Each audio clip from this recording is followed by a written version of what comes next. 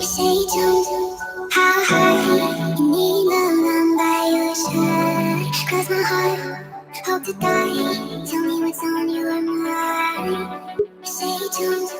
How high you need the one that you should. Cause my heart hope to die. Tell me what's on your mind.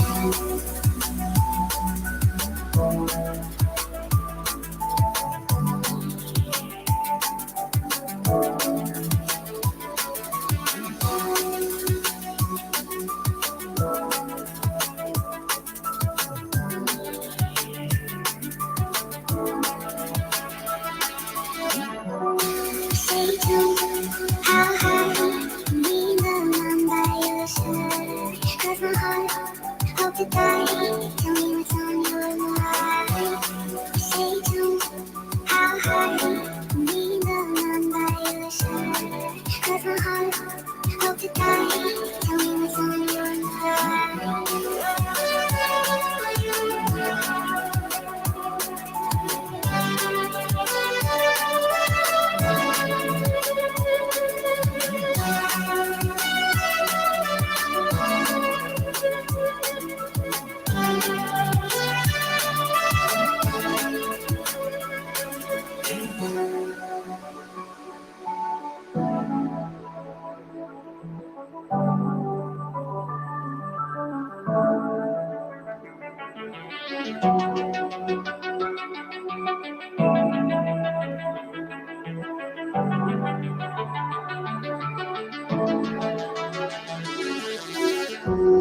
Stay tuned.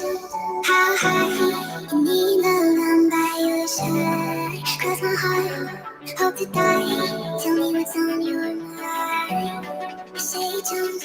How high you need the one that you should. Cause my heart hope to die. Tell me what's on your mind.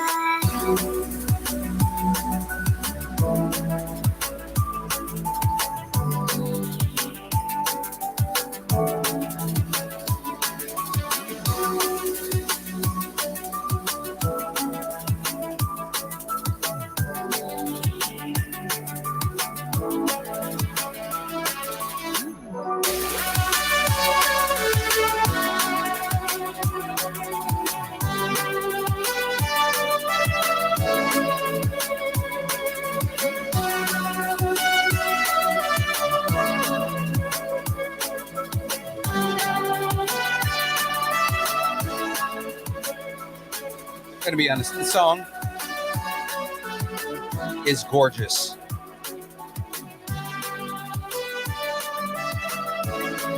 It almost makes me sad that I have to start the show. I mean, I'm not sad, but halfway. Because it's so gorgeous. Makes me want to cry.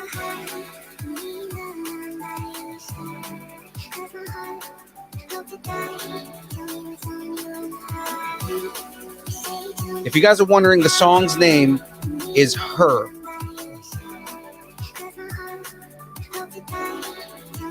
By Rshand. Rshand. Her by Rshand. And I've been DJ Phil. Actually, I do have a DJ name. It's DJ Anonymous. I haven't gone by it in years, but I don't know. Maybe I'll start streaming on Twitch. Start DJing again. Be fun. Anyways, guys, time to start the show.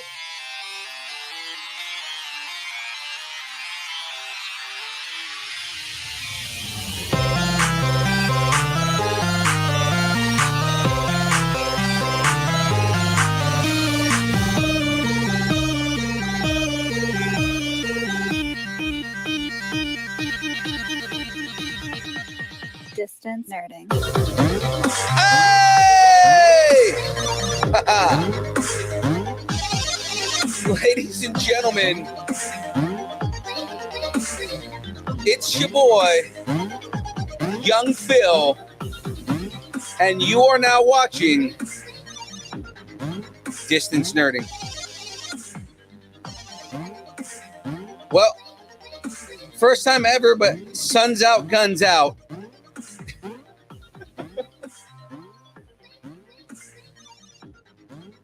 And already I've got smack talking going on here. All right, hold on. Let's get this music going on here. Ladies and gentlemen, how are you doing, guys? It is a beautiful Monday afternoon. We are here getting ready to build more Optimus Prime. Let's see. Optimus Prime. I'm receiving a radio transmission from planet Earth from a sentient being named Mickey. Mickey, I have a message for you. Dude, you rock. Keep on nerding. Yeah, love it. I see my voice is out right now, so I can only half Mickey right now. Guys, I had an amazing weekend this weekend. It was my bachelor party, and my voice is gone, mostly because we were doing Ric Flair woos the entire time. So it was pretty much just woo my entire weekend, and it was amazing. So now my voice is gone. It's my fault. Either way, guys, I've got to get into this stuff because I have a double first going on. The first being I am by myself today with my guest, and that's going to be interesting. But number two, the exciting thing going on here is my guest is a fellow podcaster. I love it. Autobot scum. Oh, hail Megatron. Oh, all right, man. It's good seeing you as always, brother. But anyways, guys, before I jump into bringing on the guests and everything like that, and again, I was saying, like, I've got a fellow podcaster on this week, a gentleman who I'm excited to bring on. So we're going to have some fun here today. But before we do that, I'm going to go ahead and shout out the two businesses that make us go round, that allow us to continue being nerds and doing our thing. And the first one I'm shouting out here, number one is, ladies and gentlemen, it's Poddex. No ifs, ands, or buts, or anything like that. Poddex. And I'm halfway unprepared. There we go. Sorry, I have a whole thing that I read on this. Guys, Poddex are a unique interview question and episode starting prompt in the palm of your hand. So whether you are a new podcaster or an existing broadcaster looking to grow an audience or to get more engagement, you're going to want to check out Poddex. Ladies and gentlemen, use Poddex or use the code NERDING10 for 10% off of your order on Poddex. So you got to go to www.poddex.com and put in that code NERDING10 and you get 10% off. Poddex, man, the coolest thing about Poddex is, I mean, you know, they come in, they're decks of cards that have kind of like prompts and things for questions and whatnot, but then they also have merch. They also have a couple of different things that are there, and it's really good. Not only if you're a podcaster or just somebody who does interviews in general, but this is good for, you know, if you want to do icebreakers and you're the dude at the company meeting or the gal at the company meeting that wants to be the fun person, you know, or you want to go to a party and start the party going, you know. What up, Tyler? Thank you for the chat there. Hey, Amy in the chat. What's up, Amy? Oh, Amy, and thank you for the congratulations. I appreciate that. But yeah, so I mean, you know, that's Poddex, guys. It's a fun way to continue conversations and get conversations going. So that is the first set of things that we shout out. Now, number two, you may wonder, okay, so if Poddex powers the show, well, then what the hell powers young Phil? And I got an answer for you, ladies and gentlemen. The answer is Dubby. Dubby is an emerging brand of energy drinks created to help focus, concentration, reaction time. With no jitters or crash, Dubby contains no maltodextrin, no sugar, no fillers, no artificial colors, no dyes, none of the stuff that all the competitors have. Guys, if you want to find out more about Dubby, go to www.dubby.gg. That is www.dubby.gg and use the code NERDING10, same one as the last one, to get 10% off your order. Now, guys, Dubby comes in 5 delicious flavors. That is going to be, names of them right here. That is going to be Dub Sludge. Dub Sludge is a Granny Smith apple and secret sauce is what they call it. I'm pretty sure it's cherry. The Galaxy Grenade, which is a watermelon guava lime. sounds like it would be okay. It's actually stupid delicious. My favorite flavor, Dragonade, which is a dragon fruit pink strawberry lemonade. And then, of course, you've got Beach and Peach, which is one of the newer flavors. That is a mango and white peach cooler. And then, of course, Passion Joy Tea, which is a passion fruit iced tea. Mix and match flavors, get different flavors going on, things like that. Or, of course, drink your own. I normally drink one on the episode. Problem is, I forgot to grab water and I forgot to grab something to mix it in. So I'm going to be W-less for the first time in a while, too. This might just be because I'm nervous that I'm by myself. But, ladies and gentlemen, that is essentially it right here. So, of course, will W give me more muscles? Yes, W, give me more muscles. Oh, man. All right. Well, ladies and gentlemen, that is it for our sponsors and whatnot there. So, without further ado, I am bringing on our guest here, and he is a podcaster. He is a con goer.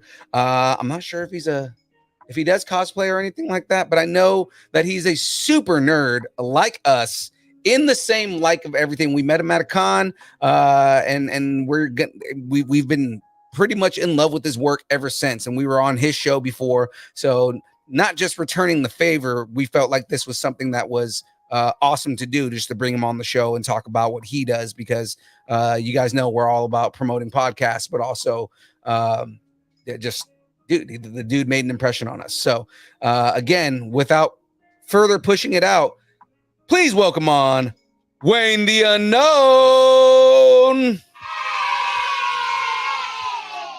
How's it going, man? It's going pretty good. Hello there. With all the cosplay con talk videos I've been doing, I can use myself some W as well. Oh yeah, man. We got to get you on some W, man. You know what, Tyler, you are right here. I do have Emmett right here. It's funny, Emmett never left the table. Just Emmett's never actually like it's been a while since he actually had anything in his head. His head's been empty for a while. Just like me when I work. Exactly. Right. Hold on. One of our frequencies making some jokes in here. So Bumblebee, Optimus, I must stick around for the fun stream. Mickey is my favorite human. So he calls me Mickey because I do Mickey Mouse. and I would do more Mickey Mouse, but my voice is wrecked right now from just Ric Flairing it up all weekend. I mean, when you do so many woos, of course, I feel like your voice is going to go to shit eventually. Oh! The cream rises. The cream rises to the top. Oh, yeah! Yeah, I heard you doing a bunch of Ric Flairs because of a bachelor party?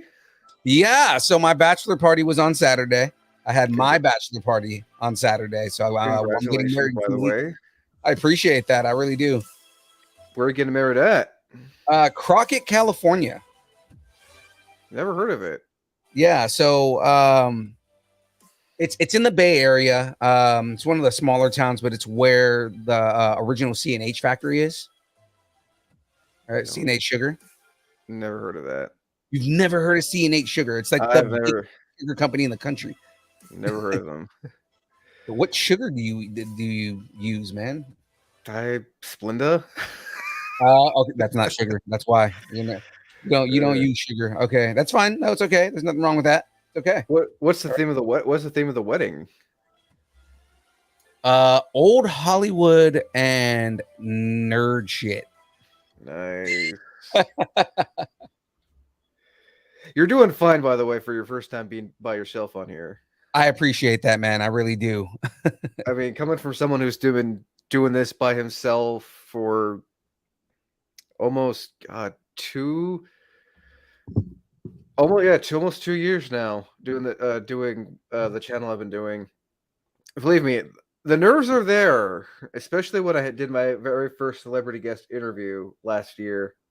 Who was your first celebrity guest? So my first celebrity guest, it was kind of on a whim thing. I wasn't sure if he was going to respond. I got a hold of David Fielding, the face and voice of Zordon from the original Mighty Morphin Power Rangers. That's right. Oh, that's awesome, man. You know what's funny is is you've got David Fielding under your belt, and I have the opposite of him at the very beginning, Romy J. Sharf, who was the original Alpha 5. Yeah, nice. I actually talked to a guy who helped work on a suit for Mighty Morphin Power Rangers. Nice. Mark A. Richardson. He was the prop master on Mighty Morphin Power Rangers and a bunch of other, like a bunch of horror stuff too, back in like the late 80s, 90s, and early 2000s. So he was pretty fun to talk to as well. Yeah, we might have to exchange contacts, man. Just I mean, I did give you guys the information for Stephanie Daldoni, the gal who voiced young Goku. You did. She was a it's kind of, doing this thing for me. It's like, I got to return the favor for these guys. No, and we appreciate that, but at the same time, like, it's great. I mean, like they say that you're only as good as your contact list, right? So I mean, like, there's that, but I mean, at the same time, it's we do this more so for the fun of it. Oh, I know. Like, just like doing like, oh yeah, hey, we want to meet everybody and all that. Like, we just think of like, who would be a fun person to talk to. That's really, in the end, like, my goal with everything we do on the show is I just want to talk to fun, interesting people. Oh yeah, no, I think that's the one thing. I think that's the one thing about being a content creator, especially a podcaster, is enjoying. I mean, hell, my channel has has been built on, having people come on and just being ourselves. Right. So I mean, we kind of jumped into the conversation already, but tell the folks who may not know who you are. Tell the people out there in video podcast land who you are and what you do, and tell them about your podcast, man. So I'm Wayne. I go by Wayne the Unknown. You may have seen me on YouTube, Instagram, not really Twitch or stuff like that. I don't do Twitch, but so I'm a content creator. Some of the stuff I do is gaming stuff, which I'm actually going to be getting back into this month because I was on a hiatus for that. I have a series called Geek It Out, where I basically talk about everything nerd and geek related, from interviews, movie reviews, stuff like that. Stuff like what Phil and the rest of Distance Nerding does. I also have a series called Cosplay Con Talk, where I basically discuss everything pertaining to the cosplay community and conventions. So I mainly focus on like cosplayer interviews, podcast panels, and talking to a bunch of conventions on what they'll be doing. And recently did one called Convention Showcase, where you actually will see Distance Nerding. Yes. I have to say the Cosplay Con Talk one is probably my all-time favorite. It's been fun talking to a bunch of cosplayers, not only here in the States, but I've got the chance to talk to some cosplayers in different countries as well. So that's been pretty fun. Oh, that's interesting, man. So like, how do you kind of like choose what cosplayers to talk to? Like, it's not just like, like people with any kind of acclaim. I'm sure it's just like, like you're talking to people who are just kind of in the industry, right? So I first started. What I might as well start how I got into the whole cosplay contact thing. I had a friend who was like wanting to do cosplay interviews at conventions. They did it at one. They kind of stopped. It's like, I want to do that too, but I don't want to make it seem like I'm copying them. Okay. I wanted to go at it in a different way too. So it's like, okay, maybe next year I'll get a camera, go around the con, showcase the con, do interviews, stuff like that. COVID hit, so I couldn't do that. So it's like, well, that's that plan's on the drawing board. So it's like, it was 2021 plans. COVID.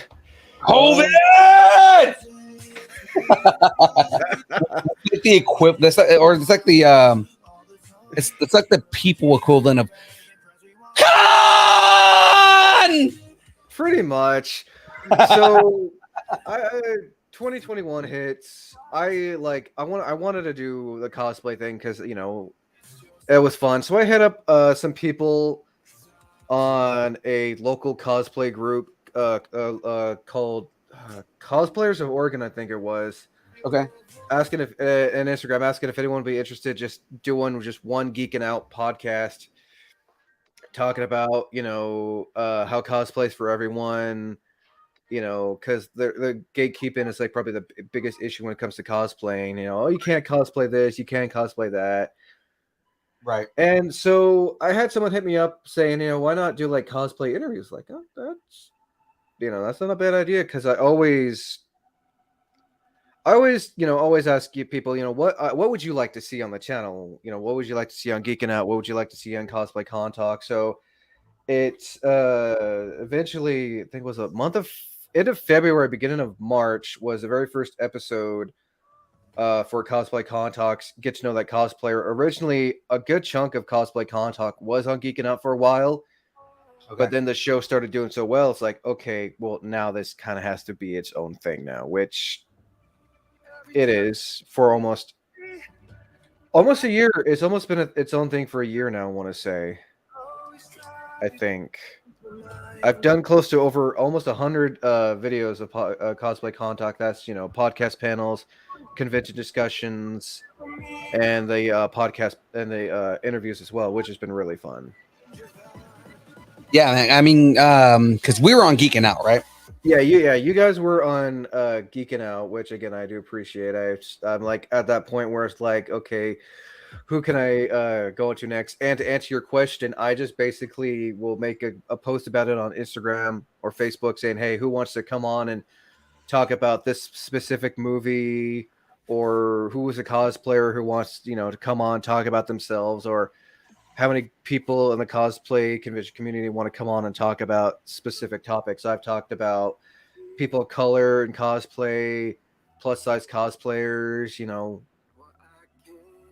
stuff like that. Cosplay safety and awareness, convention safety and awareness, cosplay over the years, cosplay veterans. So you're very inclusive when you went with the topics that you talk about then. Oh yeah, no. I mean, I know and I'm not dissing on anyone who does who does. No, I say that's a good thing. It's a good thing to be inclusive, because that's the whole thing. That's kind of like the idea on our show, right? Like inclusivity. It's you want people to feel a part of your community, right? So I mean, like, and like you kind of hit the nail on the head talking about like gatekeeping and how people get ostracized for like maybe something that they like that other people tell them that they shouldn't like. Like it's I believe that inclusivity is like the backbone of a positive community. You know what I mean? Oh no, it is. And to answer your question, I have not had the opportunity to interview Yaya Han or Jessica Nigri. It's right. It's harder to get, like I said, I message people, see if they're interested.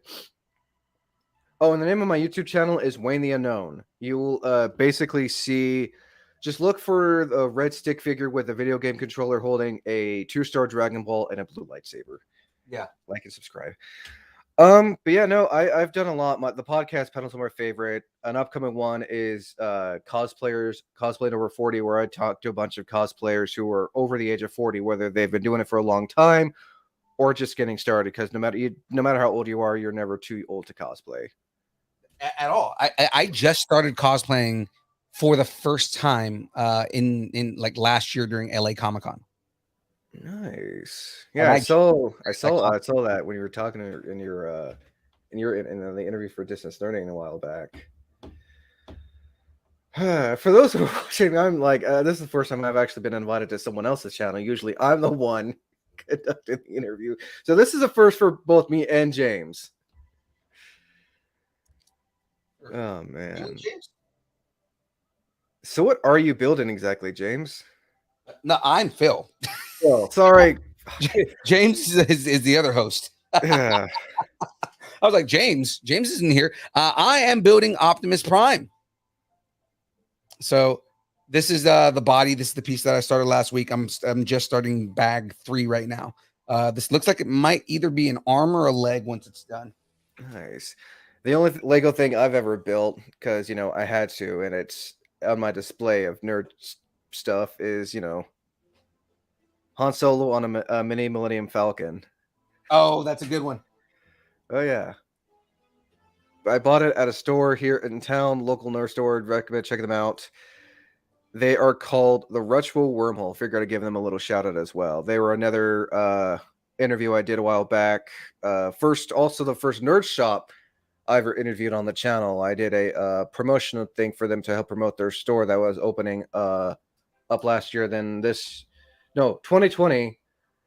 I know, was it 2020? Yeah, it was 2021, and then a few months after that, I did an update podcast interview for their shop. I also interview yeah, I've done a lot of interviews over the past year. Let's see. I have 30. You know who I've done over 102 podcasts on the channel so far. Oof, that is beautiful, in man. the course of a year. Yeah, I was gonna say, you know who I approached for an interview because she agreed in person, but then I can never get a hold of her anymore. Who is Ivy Doomkitty? Man, a well-known cosplayer, and she's also done a lot of. I think the first time I ever heard of her was in the show called Heroes of Cosplay. She's not only a professional cosplayer, but she's also a cosplay judge.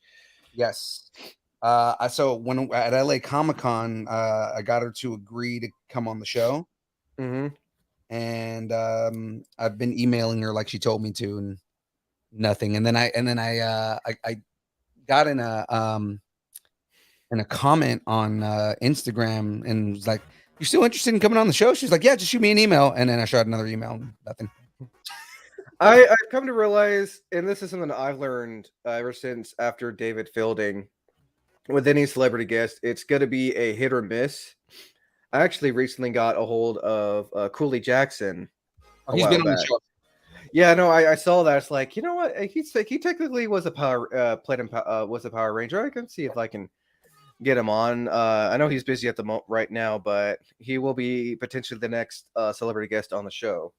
Yeah, Cooley Jackson is he is stupid cool, man. Like some of the stories that he has and the people that he's met and people that like are like his friends, you know, not just people he knows. Like, dude, he was legit friends with Michael Jackson. I believe it. I mean, dude's been doing it since like the 80s, I believe. Yes. So I mean, like, yeah, he Cooley Jackson's a really cool guy, man. You're gonna have fun. You're gonna have a lot of fun with him. Oh no, I definitely am. Like I said, I've talked to a lot of a lot of special people. I got to talk to. Oh God, I gotta see who I've talked to. It's been a hot minute. No, it's like I said, doing this series has been fun. I realized that doing like reviews and interviews, well, especially like reviews on movies, it's fun to do it with other people than doing it by yourself because it's just like you don't know what you're doing half the time. I mean, yeah, I mean, when we started, it was very much a, you know, just kind of fly by the seat of our pants kind of thing. Oh, you know? yeah, it was, exactly. You know, it was just kind of like, you know, we didn't know what we were doing. We didn't know what to do. And it just kind of came with time, you know, like the more that we did it, the better we got at it. Oh yeah, no. A few other things about since I might as well answer about geeking out. I also do artist interviews as well. I'll hit up local artists, have them come on, talk about the art. I'll even have them live showcasing their art. Or I even did a recent one where I invite special effects makeup artist on to come on and yeah, we kind of do the same thing. Actually, next week we have a local artist coming on. He's been one of the main guys on this company has been on our show, but they have a new kind of organization that they're doing. And you've probably seen this promoting the hell out of it, but Lucharillas. Yeah, I remember during your guys's during the interview I did for you guys, you showed some concept art of the Distance Nerding Lucharilla. Yeah. So Lucharillas as a company is coming on the show next week. And they're gonna make some announcements. So they're actually gonna announce the launch date for the actual company because they're focusing mostly on merch. So Nice. I can't wait to see how where they go and everything. You know, it's gonna be interesting. Oh yeah, no. I think anytime you get to help promote a local artist is always fun. That's that's the main purpose behind geeking out, and anytime I do interviews on Cosplay Con Talk, is just more so promote them, not me. All I ask in return is just to spread the word. Right. Let people know who don't know about it know about it. Right. So that's always been fun. So it looks like it was a leg. Are we sure that's a leg? I mean, it looks happy to see me. Oh, sorry, I had to. Oh, you know. Oh man. Oh.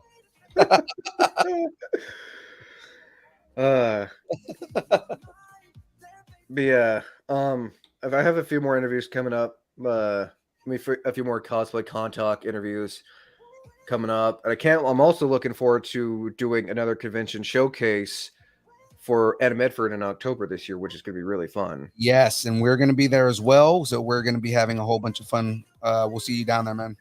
Yeah. Plus, it'll be fun interviewing the gal who voiced Toph Bei Fong and yes, Avatar: The Last Airbender. This will be the second time we interview her. She's actually really cool, man. We had so much fun with her. Nice. Yeah.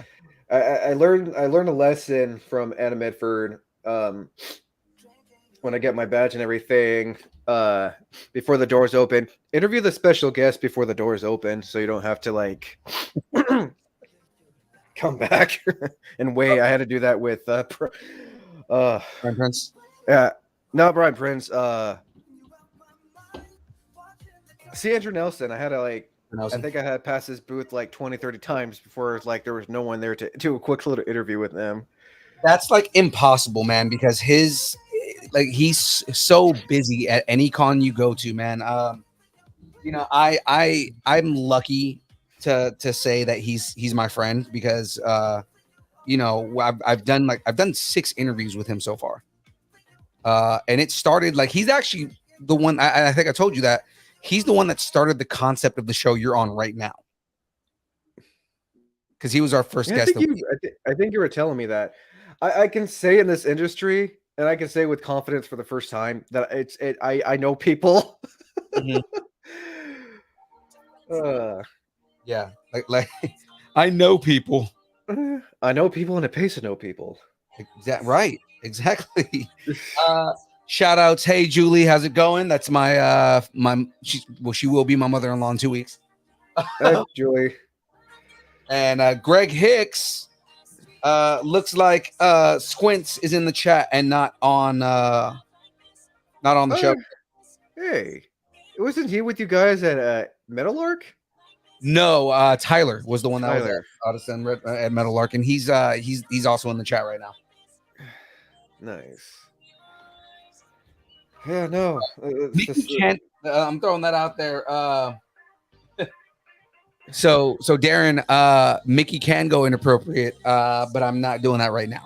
Mickey is going rated R with inappropriate noises. That's for another show. No comment on that one. Gotcha. No worries, Greg. He said he's headed home right now. He's had a long day at work. Yeah, no, I just got off work not long ago, and it's my weekend. So, oh, nice. Yeah, and then I got some podcasts I got to record. I got 2 podcasts to record tomorrow. 2 Cosplay Con Talk, cosplay interviews to do tomorrow. And then Thursday, I have an interview with a fan film crew called Brood. I want to say they're called Brood Images. And we are going to be talking about his Resident Evil fan film, Resident Evil Breakout. Ooh. Yeah, no, they are the second fan film crew that I had the opportunity to talk to about what they make. The first one was with Andy and Marco with their web series, and I highly recommend checking out Bucketheads: A Star Wars Story. Oh yes, I haven't seen it yet, but I saw.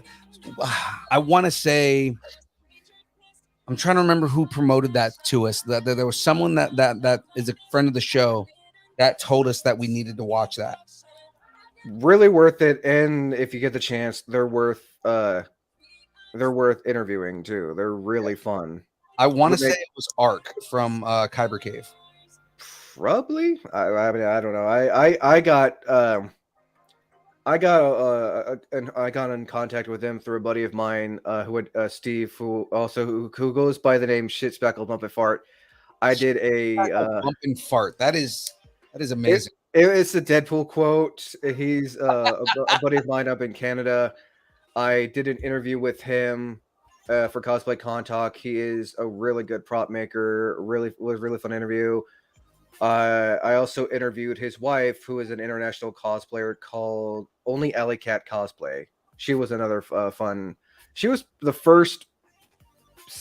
She was the first special guest cosplayer, and the first pretty well known cosplayer that I had the opportunity to interview on Cosplay Con Talk. It's been really nice also to get a hold of semi well known to well-known cosplayers. I haven't had the opportunity to interview the really big cosplayers like Kamuya Cosplay, Yaya Han, Jessica Nigri, Mole Cosplay. They would be fun to interview, but I know they're super busy. It's not always easy to get a hold of a special guest for the series. You know who's really good friends of mine are the Fresno Deadpools, which are I follow Lady Pool Fresno and her husband. yes, they are actually good friends of mine. I follow them both. Yeah, so actually, they are the ones that convinced me to start cosplaying as Deadpool. There's a video on our TikTok of me running up to Deadpool Fresno and just giving him a very long hug. Nice. But no, me and Matt are pretty good friends. Actually, Matt's going to be on the show at the end of the month. Nice. And to answer your question, Let's Create, I do not do any live. I don't do any live. They're all pretty much pre-recorded. On occasion, I will have a pre-recorded episode as a premiere, especially if it's like with a special guest or a first time I'm doing a review on a movie. Speaking of, the one thing I've been started to do lately with Geeking Out and Cosplay Con Talk, anytime I do video recordings, I encourage, and they don't have to, but I let the guests know that if you want to cosplay, you are more than welcome to come on and cosplay. I feel like it gives it more of a fun atmosphere to come on and cosplay. Yeah. Dude, I got a new mask recently for my Deadpool cosplay, and I've been wearing it on every show that I guest on. And it has been pretty hilarious, man. I almost thought about opening this show again with it. Last week, I started our Wednesday show wearing the mask, and it just started with ladies and gentlemen, my name is Wade W. Wilson. I'm filling in for Phil because Phil died. Womp womp. He will be missed. He died in a freak pillow fighting accident because he's soft. Jeez, how many pieces is that thing? I want to say this whole thing is just over 1,000 pieces. Oh, good God. These builds take a few weeks for me to do. So like the idea is like for this show is whatever I can get done in 2 hours. Nice. Greg says no, that was last Monday, Phil. Was that last Monday? Okay, it was that's right. Greg was on the show, so he would know. Oh man, anything else you like to ask?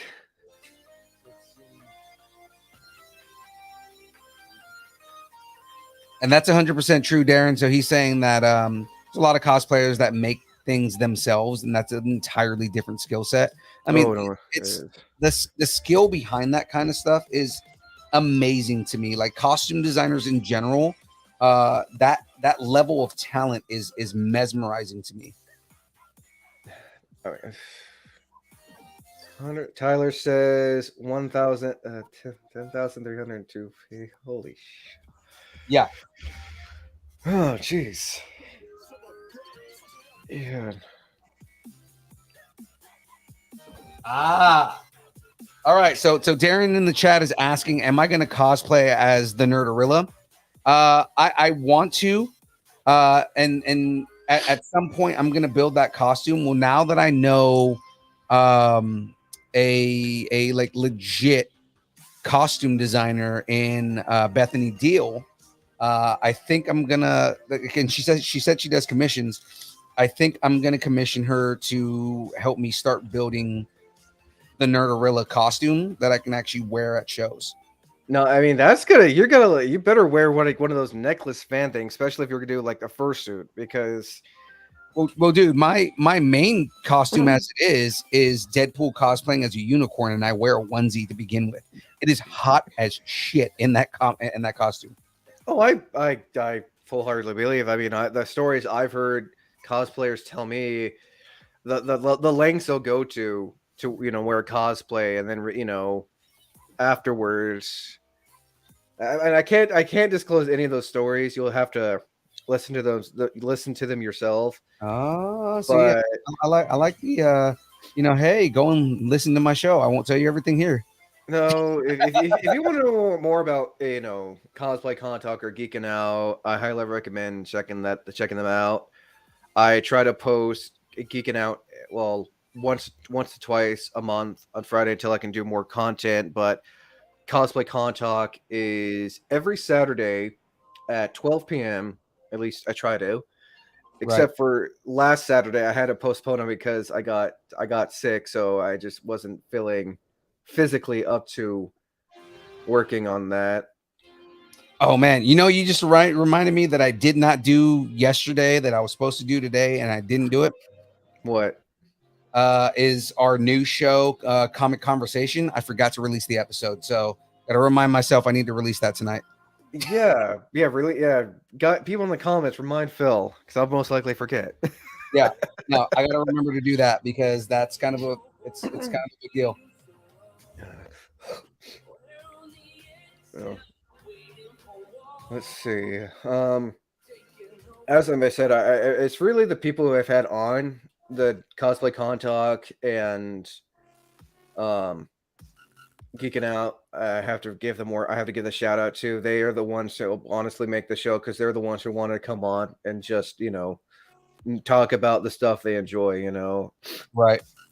I'm just the guy who hosts it. They're the ones, honestly, who make it happen. They're the ones who are like, yeah, let's talk about. Yeah, I want to talk about my cosplay, or I want to talk about the X-Men movies, which I'll be recording. The close to the end of this month, I'll be recording the very last of the X-Men trilogy podcast review for X-Men. Was it Last Stand? Oh God, that movie. Yeah, X3. I've had I've had an amazing group of people ever since I did the first one. Come on and talk about the X-Men film. I had it was actually a fellow content creator called, oh God, what's he go by? He's a really good. He does a bunch of X-Men related content. I want to give him a shout out while I'm here. Please do. Oh God, what is his name? Is it? Oh, he goes by Paul, but the podcast is called Power of X-Men. I have to give him a shout out because he kind of came up with the idea for doing a movie review on the original X-Men movies from the 2000s. Are you guys generally, because I haven't listened to it yet, so I mean, like, are you guys generally positive about it, or? It's been so. So I have I'll might as well go full into that. So I do a review thing on my channel for video games, TV shows, movies, comics, whatever, called "Was It Worth Making?" Basically, I'll let people decide, or I'll pick something to talk about, like, was it worth making? For example, we have the first two X-Men films on, and we basically we review it, we talk about it, If it's anything comic book related, we'll even talk about stuff from the comics. For like the X-Men one, I have people come on who are familiar with the comics. I'll be honest, I'm not familiar with comics. My knowledge just stems from TV shows, video games, and the movie itself. Yeah, I'm very much a comic guy. My cousins are comic guys, all that. So like I grew up reading the comic books, and that's kind of where like my negativity towards those particular set of films comes from. Yeah, no. But yeah, basically, we determined if it was worth making. So far, the ones I have talked about, the very first episode, it wasn't a worth making episode. It was kind of I wanted to review it. The very first Geeking Out episode was the very first Portal. I was joined by a buddy of mine. Shout out to K12 Machinima. We were basically talking about the very first. He's a buddy of mine. I'm not going to disclose his name, but yeah, no, but that handle, like I've heard that handle somewhere before. He's on YouTube. He does a bunch of gaming stuff, like a bunch of classic PC games. I may have seen some of his work. Probably, yeah. No, he was the very first. It was the very first Geeking Out episode, and very first guest. We were basically talking about Portal and just doing what you and I are doing, just bullshitting about it, right? And that's what kind of, I guess, started the was it worth making. The very first official with a title, I was joined by a buddy of mine, Keyshawn Yim. We were talking about. It was also the first time I showed any actual footage. She was showing footage. We were talking. He was doing I can't remember what it was called, but he was doing a emulator mod for Legend of Zelda: Ocarina of Time. Oh God, I love that game so much. It was a modded version of it, and basically he was doing gameplay of it while we were talking about the game itself, what he was doing in the game, and at the end, was it worth making? Which so far, the was it worth making episodes I've done, which have been season 1 of The Witcher. I was joined by a Washington-based cosplayer called Kira's Cosplay. Me and her did a review on the very first Horizon Zero Dawn game, where she actually dressed up as Aloy. Again, shout out to Kira's Cosplay. You're probably going to hear me give a bunch of shout outs to people who have appeared on the show. Please do, man. Hey, anyone that you want to shout out. And if you put their, if you say their social media handle too, I mean, we're all about promoting everybody, man. Like, that's the only way to grow the community. Yeah, they go by @Kira's Cosplay. Yeah, no, and she was another. They were another guest on Cosplay Con Talk as well. Multiple, her and Brian Majihano. I've had quite a few people actually be return guests. I'm actually having some come back on the 13th. I'm going to be doing another cosplay Con Talk podcast panel called my first cosplay contest, where I have 5 cosplayers coming on talking about what it was like the very first time that they cosplayed for a cosplay contest, and also what it was like being judges for said cosplay contest. So that's gonna be a pretty fun one. Very cool. The Metal Art Comic Con, that was our second time judging cosplay. I would honestly love to judge a cosplay contest. I think that'd be fun. I mean, we can put in word, man. We can put in a word for you. I mean, I feel like I'm not trying to brag, but I feel like I've done a lot of the cosplay Con Talk stuff to feel like, okay, I think I can do this. I mean, like I said, we can put a word in for you, man. This is the next. We'll talk off air about maybe getting you as a judge for Animetric. Nice. Speaking of, I actually did get my first guest invite to a con.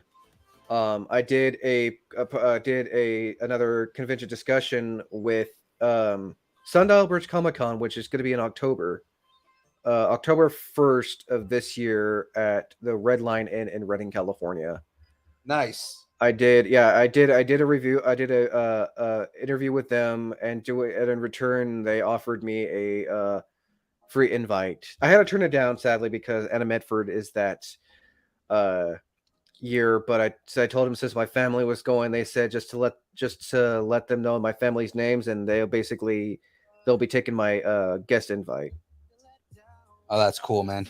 But I mean, I know it's not always gonna happen, but the fact of getting a guest invite for a con was pretty It's cool. Not gonna lie. first time that we got one. It was, like we're still almost kind of like in shock. Like the weirdest thing for me was the first time somebody asked to take a picture with me. It's a great feeling, honestly. Yeah, like somebody stopped me and was like, and not like in cosplay. It was after we did an interview. This was at Powerhouse last year. Someone stopped me and was like, "Oh yeah, no, I want to get a picture with you." And I'm like, at first I thought they wanted me to like take the picture for them. And they're like, no, I want you to take a picture with me. And I'm like, oh, okay. Took a picture, and then they had me hold their child and take a picture with their child. And it was the weirdest feeling, man. Like I did not know how to feel about that. Oh no, I get that feeling, and also to when you're asking about if I cosplay, I do cosplay on occasion. I'm a part-time cosplayer.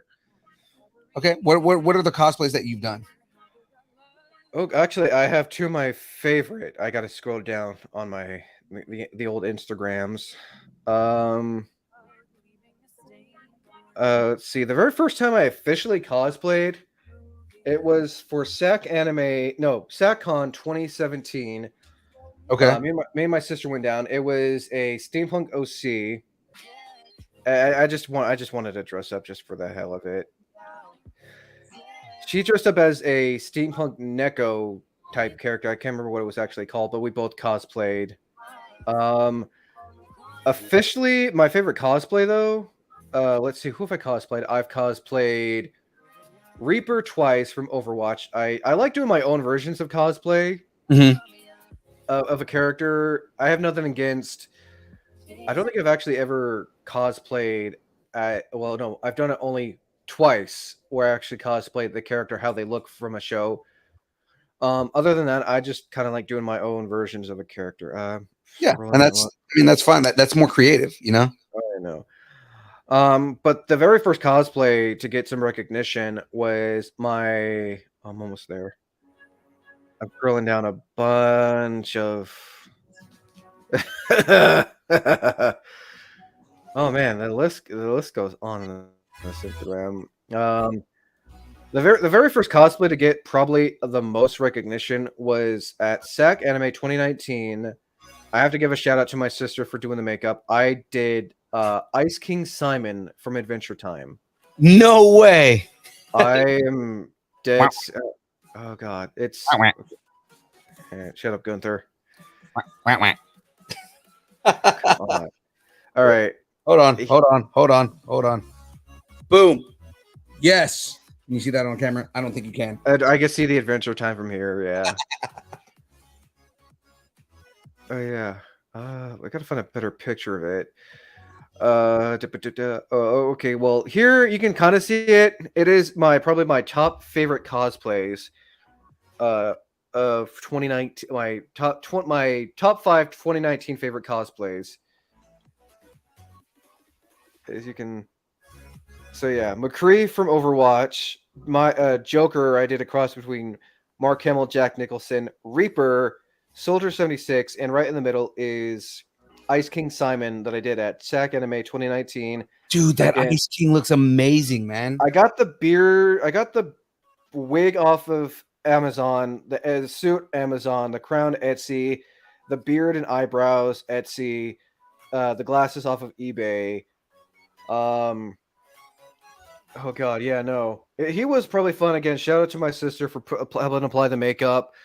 He got the most recognition, a lot of recognition at SAC Anime. Before even my sister walked in the con, we got stopped by this family who wanted to take a picture of it.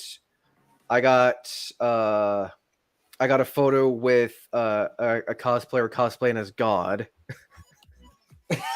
I got a cosplay photo with a guy cosplaying as Jesus. Oh my god, that is awesome. I let's see. I saw a Marceline cosplayer.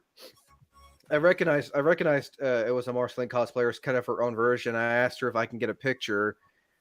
And this is also the first con. Sac Anime was the first con I ever got. No, second con that I got hugged in cosplay.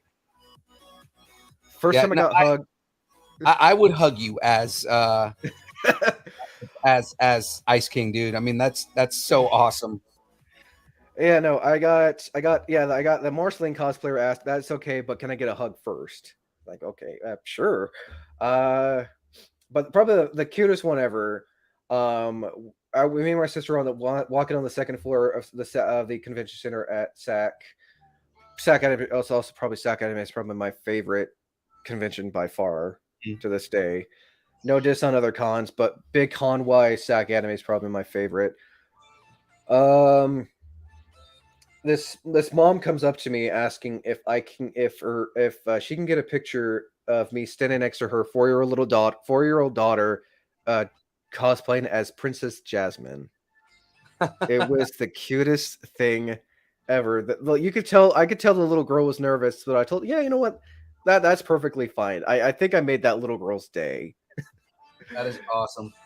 Yeah, I mean, that's the reward of doing the cosplays, right? Like I mentioned on your show, you know, my first cosplay doing Deadpool as a unicorn, and just the amount of people that stopped me at LA Comic Con and were just like, I have to take a picture with you, or can I get a hug, or all these things. And it was just that's what made me want to continue cosplaying, was that alone. It wasn't so much that, you know, I get to run around like a jackass and say that I'm Wade Wilson. It was that, you know, because I would do that. I would do that anyways, right? It was that people, the amount of people that stopped me to take pictures, or that laugh at my dumb jokes and the stupid things that I say at cons, you know, like, just again, I'm very much in character the entire time. So just I walk around the cons and I start asking people if they need a mercenary.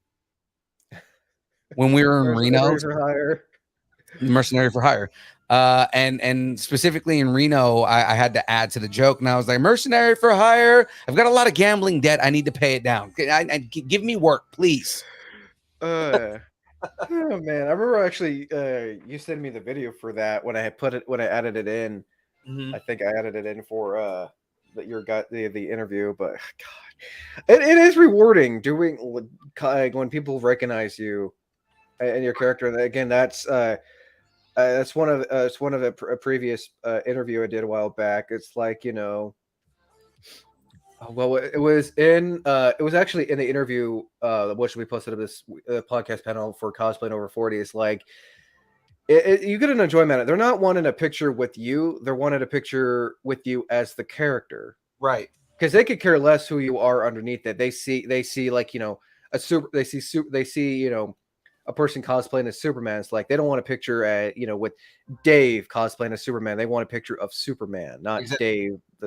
Dave the Superman cosplayer, right? You know, and what it is like I said, the rewarding part of it is that my costume is either unique enough, or, you know, they love the character enough that they're willing to stop me and ask for a picture, and that tells me that I did a good job with my character. No, I remember you telling me about how you got a picture and a video with the gal who voiced Boo from Monsters Inc. Yes, I did the same costume, but instead of a unicorn, I was dressed as Sully. Nice. And again, you know, the joke behind what I do with my cosplay is, it's what would Deadpool do if he was going to a con? I mean, you got Rob Liefeld's approval. Oh yeah, I'm Liefeld approved, and I love it. But so are the Fresno Deadpools, who were also on stage with me the entire time. Yeah, no, they're again, those people are really cool. I think they're going to be guests at a local con in Sacramento this year as well. Which one are you talking about? I think it's RebelCon, I think. Or yes. HeroCon. So RebelCon. So they are going to be at RebelCon. They're also special guests at California Republic. Nice. Are you guys going to RebelCon this year? We've been in talks with RebelCon to go to do media coverage. Yeah, no, I hit him up a while back for a not this year, but next year I'll be doing a convention discussion podcast interview with him. For anyone wondering for a convention discussion, I will try to find any and all kind of con I can find, especially small local ones, if I can do interviews with them to help promote their con, because that's probably really fun. The bigger cons are not as easy to get a hold of, because you get hit with the automated email. Yeah. It's like, we'll get back to you in 3 to 5 business days. Yeah, we're actually good friends with LA Comic-Con. And Nice. they're one of the biggest cons in Southern California. So I mean, aside from San Diego, I said one of, because San Diego. One of, yeah. Okay. I heard. Yeah, that one, Anime Los Angeles. Holy crap! Yeah, because LA Comic-Con takes over all of not the Staples Center, right, but right next door, the LA Convention Center. Yeah, I would love to go to those cons, but they cost a lot of money. Mm-hmm. Money which I may be able to eventually, have once I open my merch store next year. I was gonna say, hit them up, dude, because the main promoter from LA Comic-Con is a huge podcast fan. I will keep that in mind, because he loves promoting keep that in mind. Yeah, because I would love, with the crazy success and how much positive feedback I got from the convention showcase for Metal Arc Comic Con, I want to do more of those. Mm-hmm. Those were fun. I mean, I know everyone does them on YouTube. They'll do like a 15, 40-minute video of like a convention showcase of like a walk through the con or interviews or showing off the cosplayers. Again, I'm really glad. I really want to thank you guys for wanting to be featured in the convention showcase for Metal Arc Comic Con. Yeah, we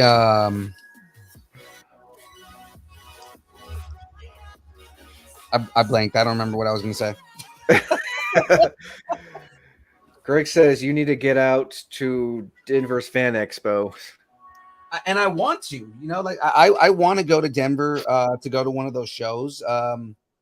It's just it's timing. We got to like plan it. Oh God, that's the that's the one thing I told myself.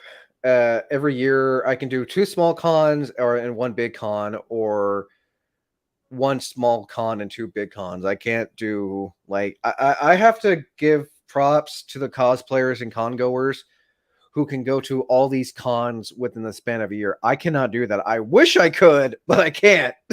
Right. Money is mainly money, and lack of PTO is the only thing holding me back from going to those cons. I'm in the same boat, man. I 100% understand. Like, it's hard doing the cons that we're doing, because we do 6 cons a year now. So it's like, and that's 6 cons that we're doing interviews at, right? So like, we're hosting 6 cons a year. That's not including the cons that we go to go and promote and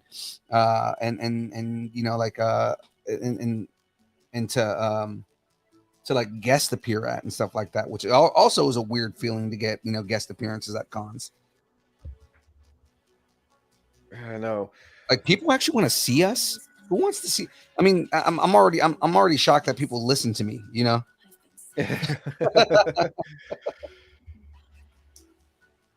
LA Comic Con is huge. Like anime, yeah, I heard the crazy shit show that was Anime Expo this year. How they got fire marshals involved in everything to keep people from like going in. Jesus.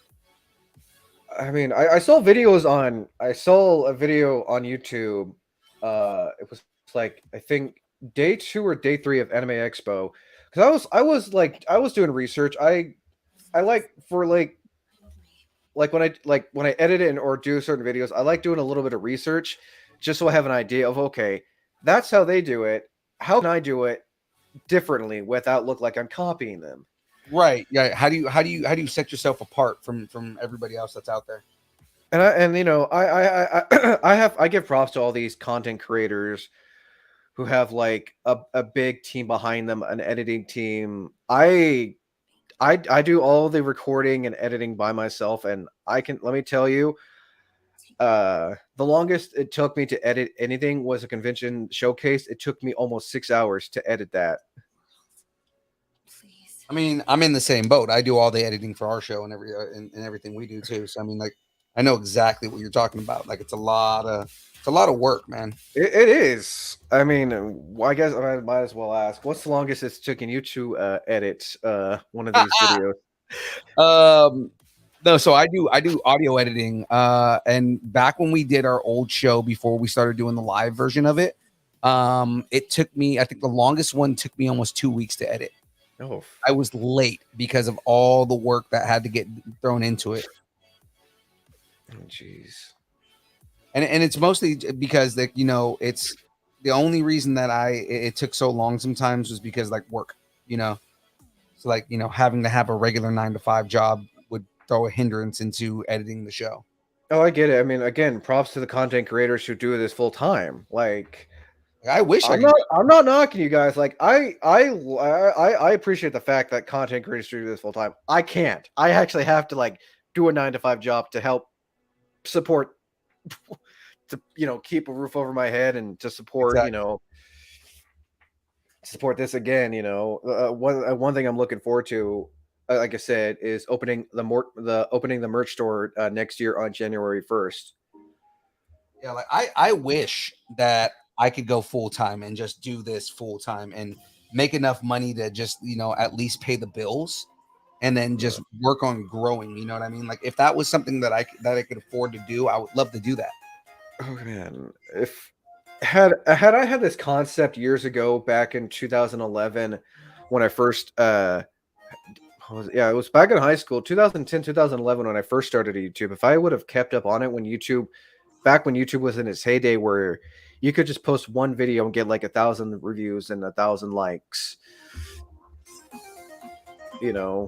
Nowadays you have to like, unless you've been doing it for years, you have to like really work your ass off just to get anywhere, which, and there's nothing wrong. Again, there's nothing wrong with these content creators who do this 24/7, gets all those likes, reviews and everything. It's all about promoting. It's all about this, and this, and this.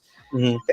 I can say, from someone who's been doing this, restarted this channel back in 2020, late 2020, early 2021. It is a task in itself, especially when you're doing this by yourself. Exactly.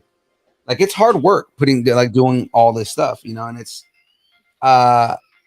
it like I never went into this thinking like this is going to be easy. I'm going to knock this out real easy. Like I knew that this was going to be a lot of hard work, especially like kind of growing the channel and wanting to go where we want to go. But at the same time, it's like, you know, there's not enough time in the day or in the week to do everything that I want to do on the show.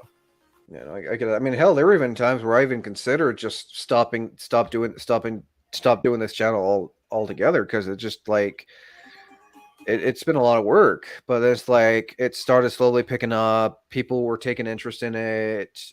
People like, it's like, okay, well, okay, now I can't cancel this, because then all that hard work and the people that have come on the show will just be all for nothing. Yeah, I've never felt like that was an option for me to not do the show. Like even tonight, it's like I'm here by myself, and we're actually doing really well. But I mean, like, you're doing good, pretty good, man. No, it's and that's like one of the things that, you know, like nothing stops the show from continuing. No, the only thing that stops me from posting is just like, if I'm like exhausted from work, but I try to keep a schedule. If I don't post it that week, I'll make up for it the next week. And then what I'll do on occasion, I'll do like a double feature. Right. I'll post an episode at this time, on this day at this time, and then like an hour or so after that, I'll post another episode, which I'm actually going to be doing this week for Cosplay Con Talk. I'll be posting a podcast panel, and then in like an hour or two after that, I'll be posting the cosplayer interview. Yeah. Now, see, for me, it's usually like an apology, and then I post the episode. Like, guys, I'm sorry I'm late. I did not mean to be late. I'm so sorry. Yeah, no, I'll do that too because it's like it's like, hey, sorry, this this was going on, but here you go, and just for an added bonus, here's an extra episode. Right. But no, I mean, other than that, it's been really fun doing. BRB Bumblebee need to use the restroom. Bumblebee tuna, everyone. Bumblebee tuna. Bumblebee tuna. Oh man. Again, this has been fun, and like every day or so, I'm always thinking of like, okay, what can I do? What next idea do I have? Not for just this for geeking out and cosplay con talk, because I'm always thinking of different episode podcast panels for cosplay con talk. I'm actually this year for December. I'm going to be doing a thing soon. At the end of every year, I'm going to be doing oh god, I had the name of it earlier. Buddy of mine, Bob Greenwade, also known as shout out, also known as the One-Eyed Cosplayer. I can't remember which one. He came up with an idea, and I had the name of it too that I thought of. I'll probably think of it. Where like after like a week or so after like every con, like if a group of people I know are going to the same con, have them come on and talk about said con. Okay. Which I think would be pretty cool. Basically, they'll talk about what they experienced at that con. So, like, for example, if you guys like go to a con and you wanted to talk about your experience at the con, like what you did, what you bought, who'd you interview, stuff like that. It'd be pretty fun, honestly, in my opinion. Yeah, man. Like, what was I gonna say? Look, we have ideas for other things that we want to do and kind of where we want to go with things. It's just there's never enough time, you know? Well, no, there's not. What part of the body are you building now? I don't know yet. I think this actually might be the other half of his leg. Are you sure it's a leg this time? I mean, because it's not a penis anymore. See? Hey, There's two of them. Now it kicks. Is that okay from yours? Is that red or orange? The body. It's red. Oh, okay. From the just with the I know stomach. I need to eat soon. Yeah, no. I like as soon as I got as soon as I got here. It's like I've had the computer turn on all day just so I don't have to wait for it to boot up and everything. So this computer's been on since 7 this morning. Oh damn. Yeah. Well, sometimes I'll need. I have the charger in because when I do videos, when I have videos exporting off of Movavi, sometimes they'll take like an hour, almost 2 hours to export. So I have to keep the charge on just so I don't lose where I'm at. Right. Because God, even export, it's just what I find funny is when I export videos on Movavi, like regular podcasts that don't show anyone. It'll take like an hour or so to export, but when I put it on YouTube, it'll be like uploaded and ready to go in like with 5 minutes. Which is honestly crazy. Yeah. I'm pretty sure this is the other half of his leg. Jeez. And when did you start working on this one again? Last week. Oh, jeez. I just started on it last week. I'm on bag. This is, I think, bag number 4. Yeah, this is bag number 4. Nice. On average, I'll get like maybe 2 to 3 bags done a week. Nice. And there's 10 bags in the entire kit.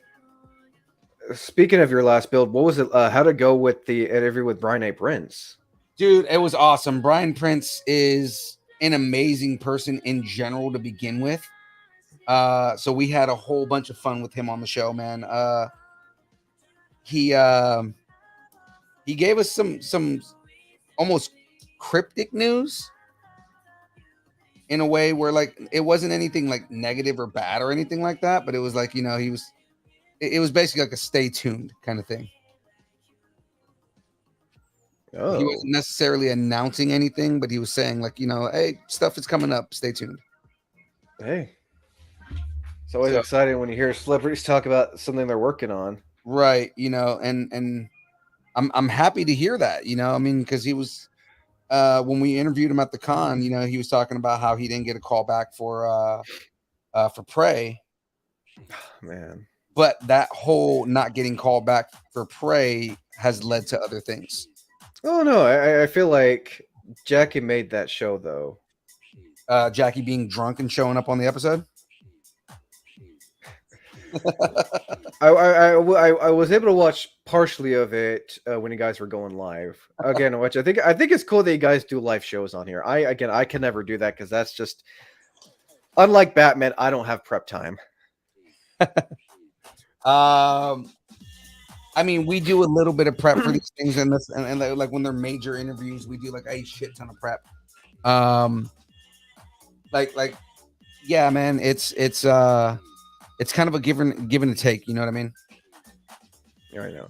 And again, by the way, I think you're doing really well being by yourself. Again, this is a first for us, so this is definitely going to be an interesting episode because, like I said, this is like the first time I've come onto someone else's show, and this is the first time you've interviewed someone solo.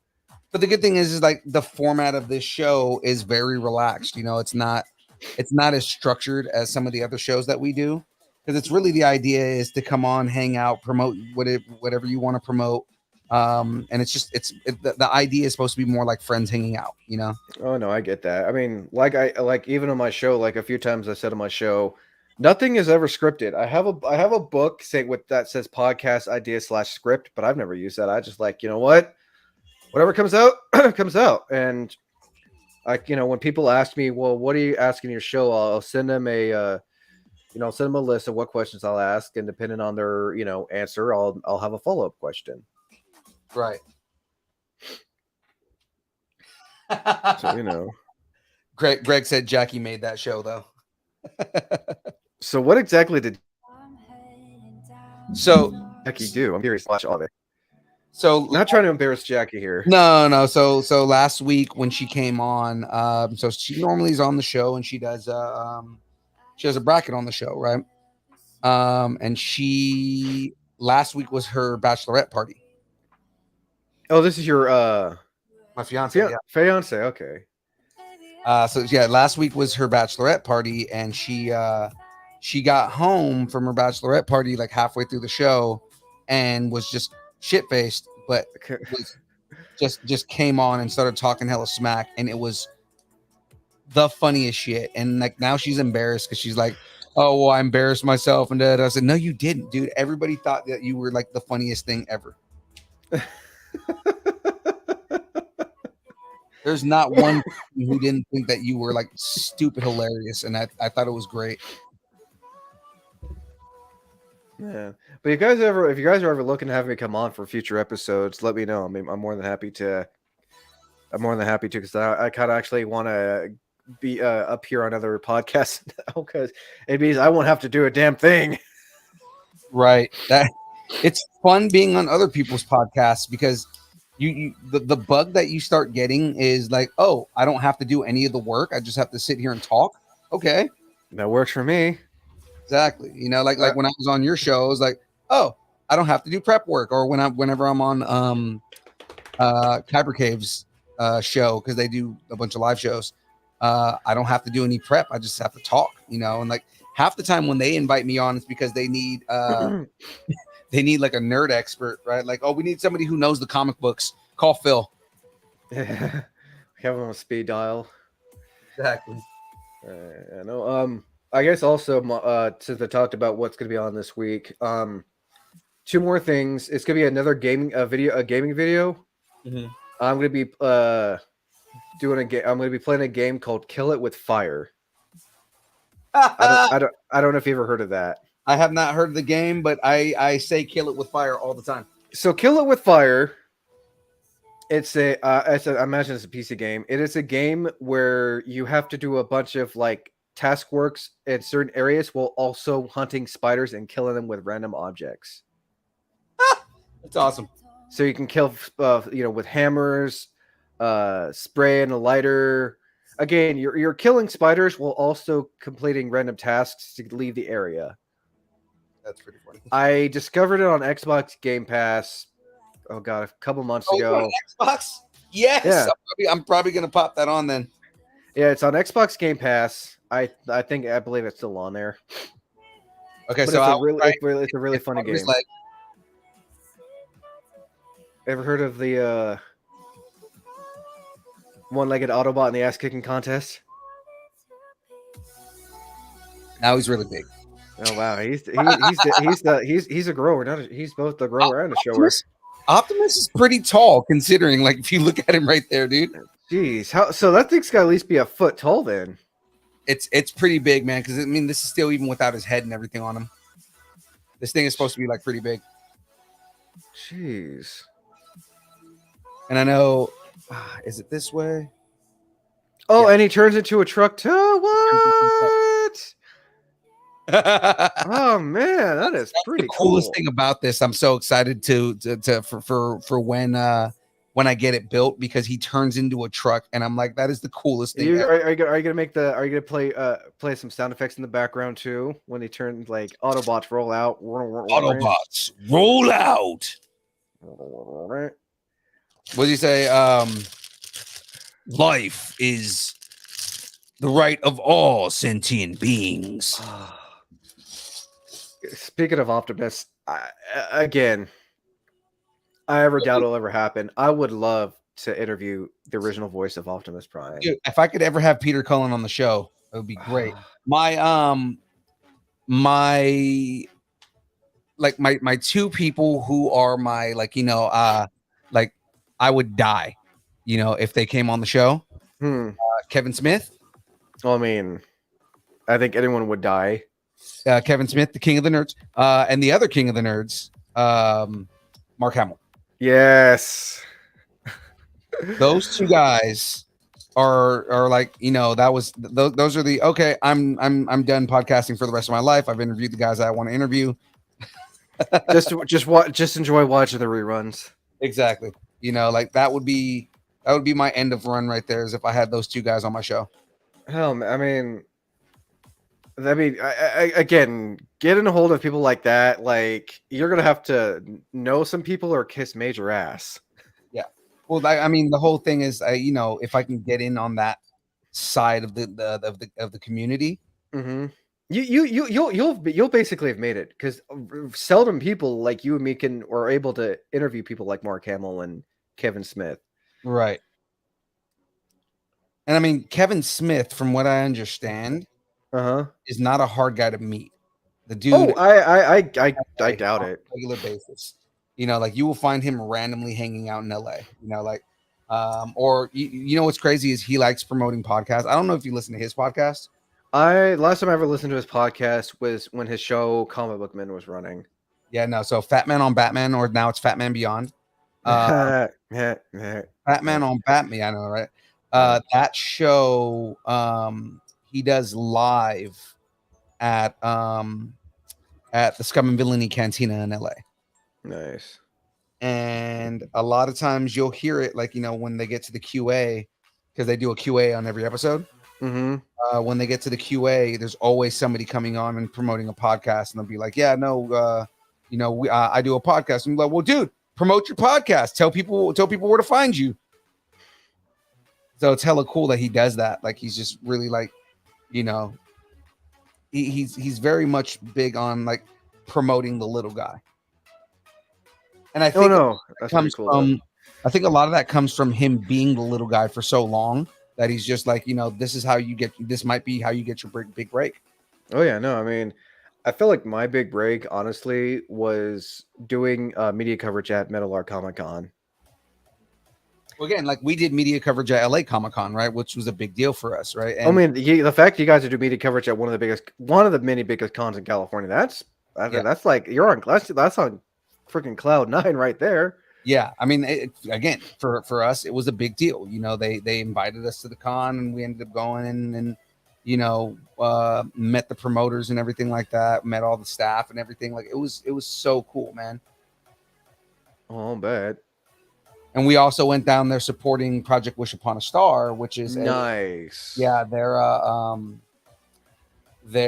a nonprofit organization that they like. The idea is you know, they have cancer patients and stuff like that, and they will give them like the king's treatment, or the king and queen's treatment for a day.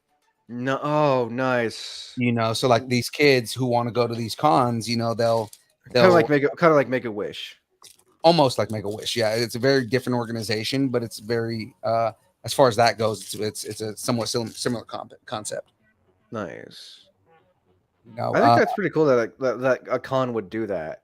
Yeah, so they like they promoted with them, and we were really good friends with Project Wish. So we you know, because we happened to be down there, we, you know, we're just like, hey, we're here too, and we went and just like volunteered a lot of our time while we were down there with them. Nice. Because, you know, the guy who runs Project Wish is a really good friend of ours, which actually he has a small con he's putting on in Fresno. Oh, what's the name of the con?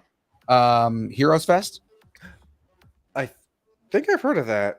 Yeah, I swear, there's every year there's always some kind of small con out. I remember doing an interview for a local con here in Oregon called Central Oregon CosCon. They ran last year, but I have not seen or heard anything for this year. So that con may have been one of those one and done kind of cons. Right. I mean, it's expensive running a con, man. Like, you know, it could just be that they just couldn't afford to do another one. I mean, that's totally understandable. I remember another podcast panel I did called, what was it? It came out December of last year. It was called how COVID had changed the con scene. Basically, I was joined by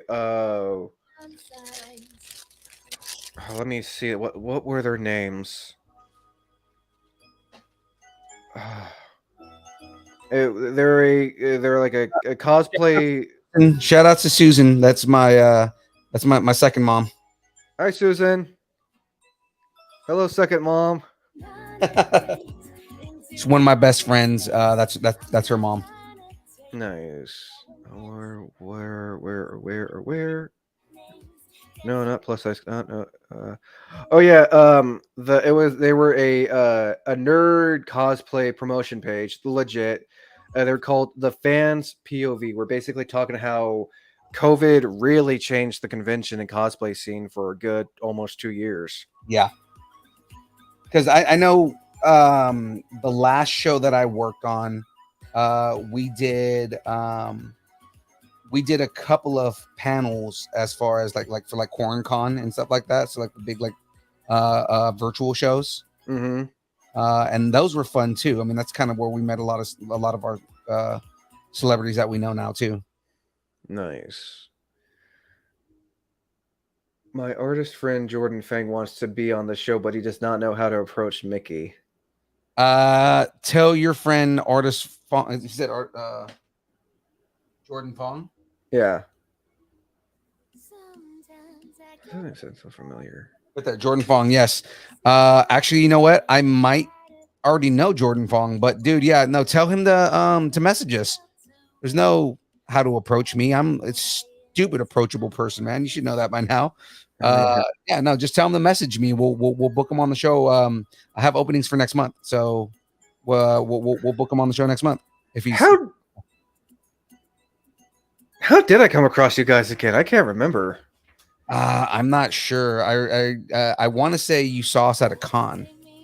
I remember, like, well, I haven't gone to any of the cons you've gone, but I've seen Colossus Girl Entertainment promote you guys. Like, oh, okay, that makes sense. Yeah, no, like anytime I see something new or anything local, it's like I'm gonna try to hit them up, see if they'd be interested in a podcast. Yeah, and we're like their official podcast, you know, because we do all the interviews for all their shows. He's also a friend of Eric Ruiz. Oh, okay. Eric Ruiz is he's the local artist that does Nerdrillas Nice. or Lucharillas. Sorry, Lucha. Nerdrilla is our character.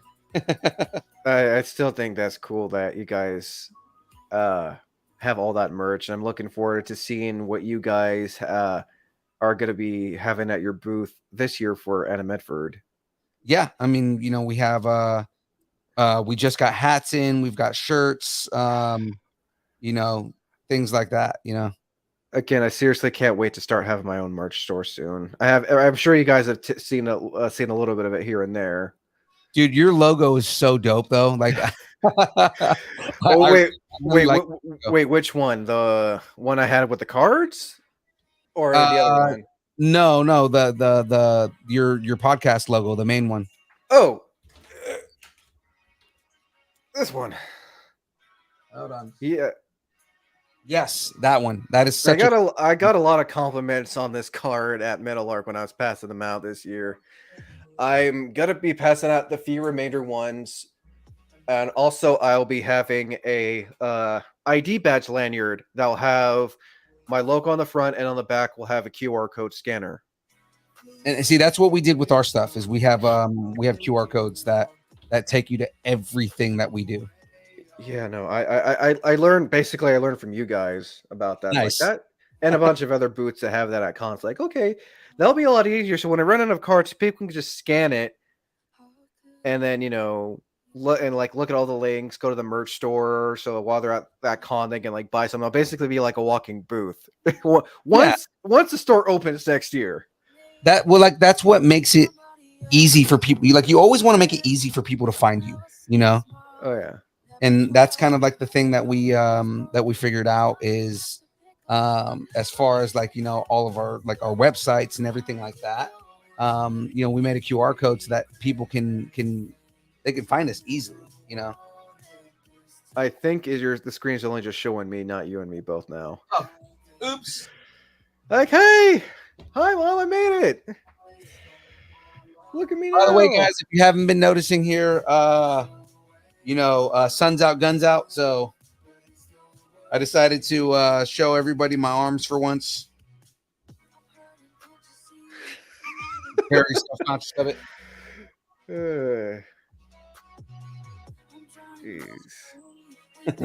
Man, it's just so loud. I feel like I need earmuffs. What's loud?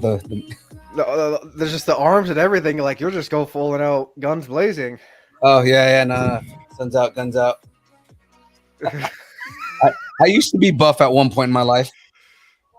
Yeah, Susan's like, guns, really?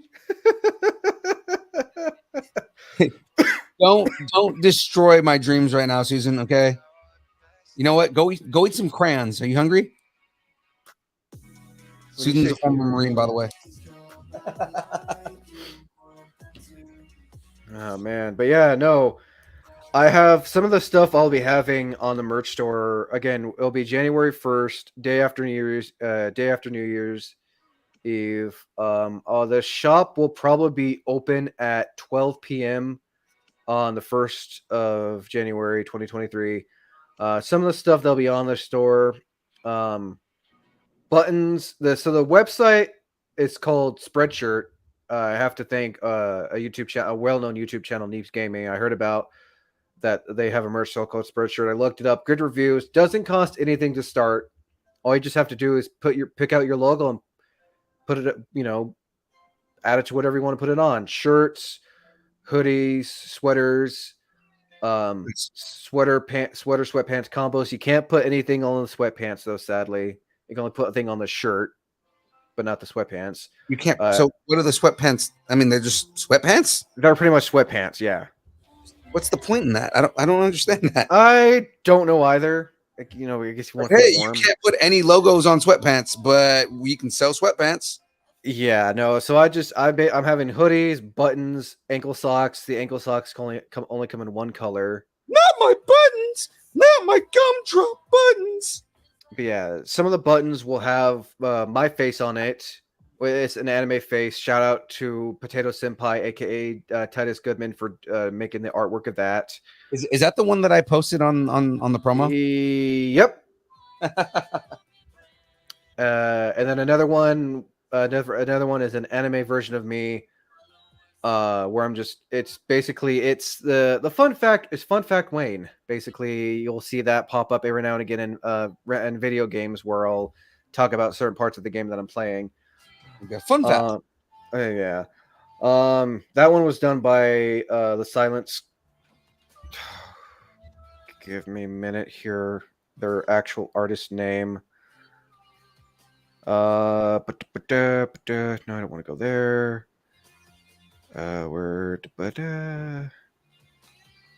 It's here somewhere. No, not there. Here. They go by. It's not Silence My Children. Is their artist handle on Instagram? It's not Silence My Children. Yeah. They were also another creativity in people's names, man. He was also a yes, that is my avatar. So the inspiration behind that, I told them, I needed one where I'm basically holding a video game controller, and they were inspired, if you cannot tell, by Dragon Ball Z, specifically the Ox King. That was the inspiration. Oh, is that what the full inspiration was? That they base you off of Ox King? Yes, the concept was Ox King, and I just fell in love with the Dragon Ball because Dragon Ball is probably one of my favorite anime of all time. It's what I grew up on. I mean, hell, it's one of my favorite ones. I always ask all of my Dragon Ball fans every time they come on the show, have you seen Abridged? Yes, I have. What are your thoughts on Dragon Ball Z Abridged? I haven't watched much of it, but if they ever made a DVD box set of it, I would still buy it. Oh yeah, I would too. It's so stupid funny, man. I love Dragon Ball Z Abridged. We interviewed Peter Kelmis. Yeah, I remember you guys were telling me that. And dude, Peter Kelmis is not only one of the funniest guys ever, but he's also a fan of Abridged. He was like, "Oh, I believe it." I mean, Peter Kelmis, he was ocean dubbed Goku for like a good long while. Because like famously, there are some actors who have played Goku that don't like Dragon Ball Z Abridged at all. I believe it. And the fact that when I asked Kelmis if he enjoyed Dragon Ball Z Abridged, and he was like, it is ridiculously funny. Like, he would be another fun person to interview. Yeah. Oh my god, dude. No, we asked him if he could mash up two of his characters, who would they be? And he did Rolf from Ed, and Eddie as Goku. See, if I ever got to meet him, I want to get a Goku Funko Pop, and I want him to sign it. You dare mock the son of a Saiyan. It's because he plays as Goku, and he also in Ed and Eddie he say you dare mock the son of a shepherd. Right. Yeah, no, I did. I actually did a fun fact thing about him on my Instagram, fun nerd fact, saying that what's the similarity between these two actors? These two characters are voiced by the same guy. Yeah, Kelmis is a funny guy, man. He was a comedian before he was a voice actor. So I mean, yeah, I remember Stephanie Naldoni telling me that he was fun to work with. Yeah, he's a very funny guy. He's a very down to earth, cool guy. Oh, I hope Animedford can get him eventually. Yeah, well, like I said, so we had him in Reno, and they said that he made back his retainer like within the first hour. Retainer, what's that? So like the money that they pay them to come to the show. Oh, nice. Yeah, hell, I mean, I know for like, I might as well be on this topic. It can cost a lot of money depending on who you're. For smaller cons, I should say, it can cost you a lot of money. An arm and a leg and a brother. Mm-hmm.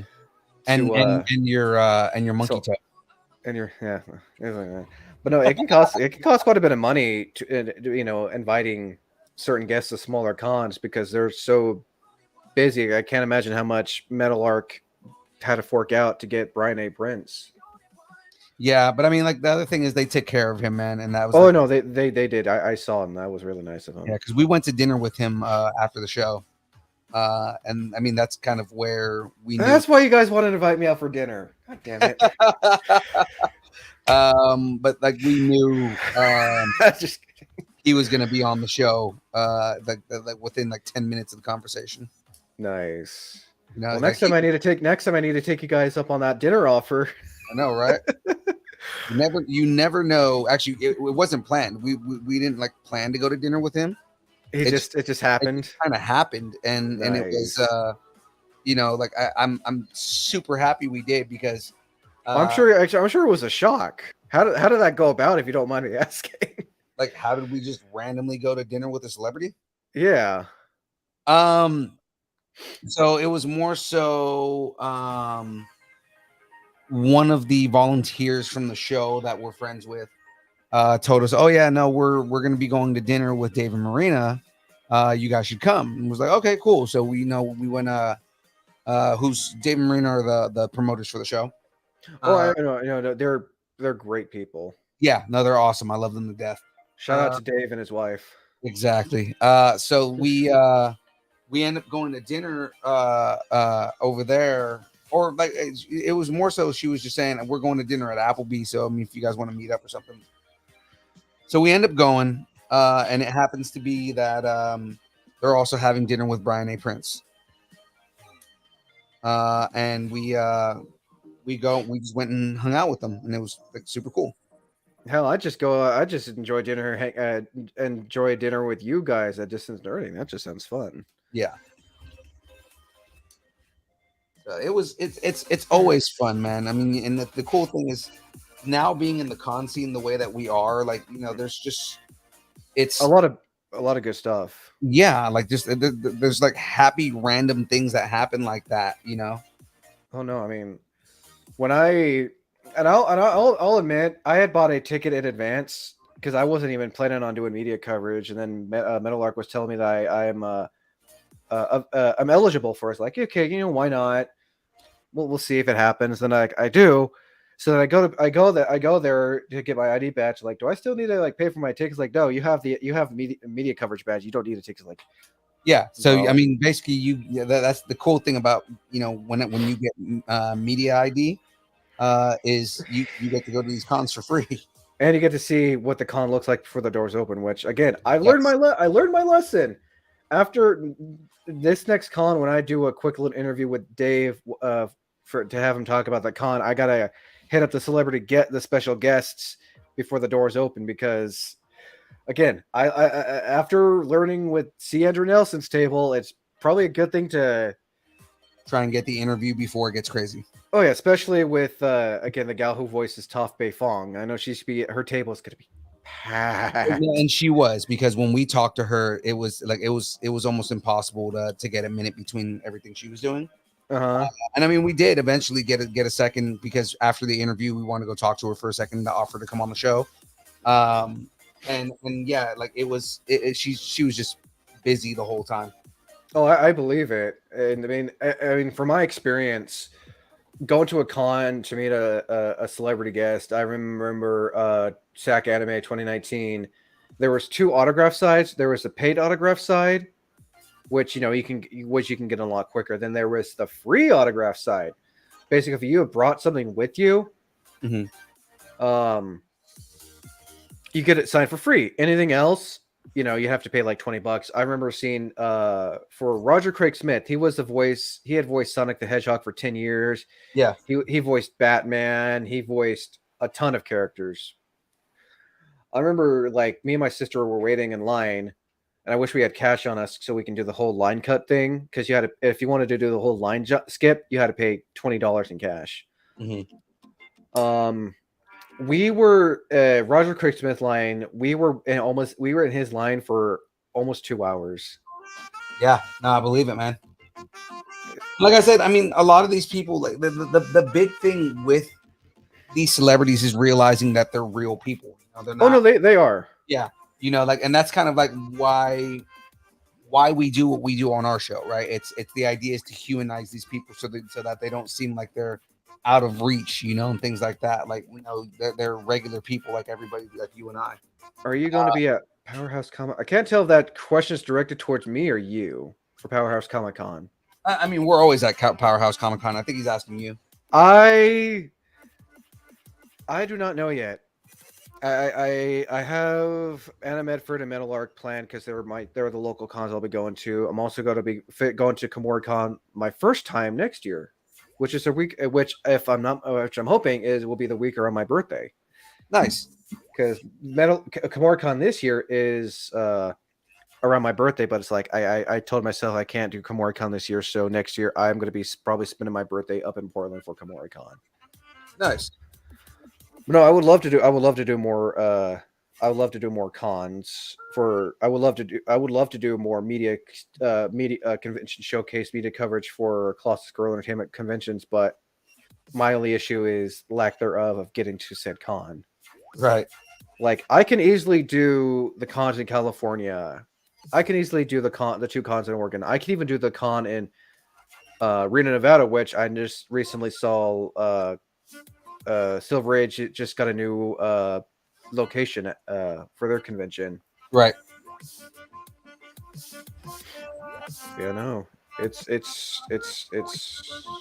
And I mean, if you do come to those shows, like I said, I mean, we're always we do all of the Colossus Scroll Con. So I mean, if you we're always willing to have you come up and hang out with us, man. So of course. I mean, I'm also not gonna pass up the opportunity to do the media coverage I do because Exactly. like I said, doing the one for Metal Arc was so fun.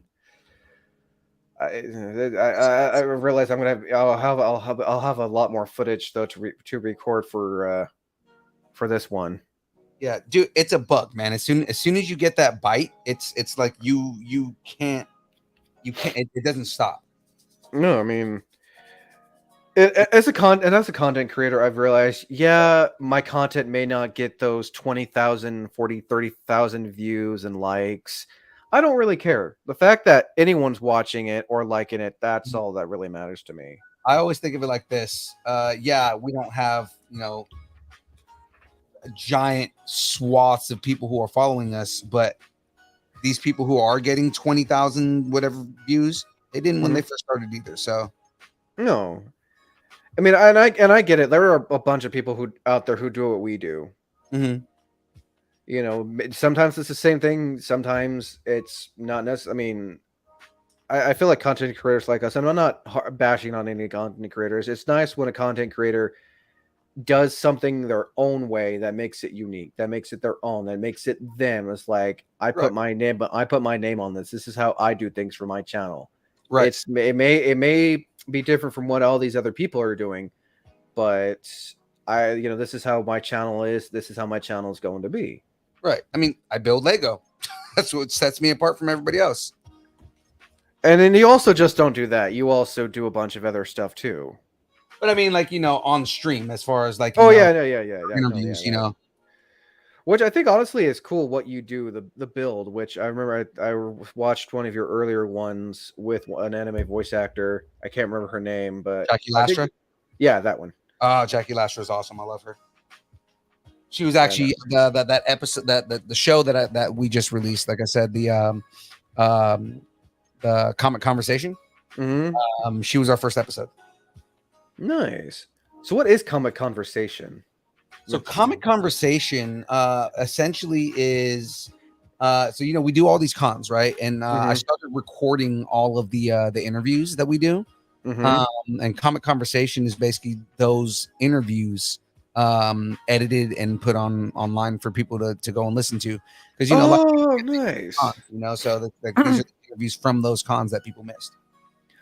Okay, nice. Yeah, no, I actually funny you mentioned that. I in December I plan on doing some of the little things like that. It's all the cosplayer interviews from the cons and the special guest interviews. I'm gonna title it special guest interview convention edition, where basically it's a compilation of like the interviews I've conducted at all the cons I attended throughout the year.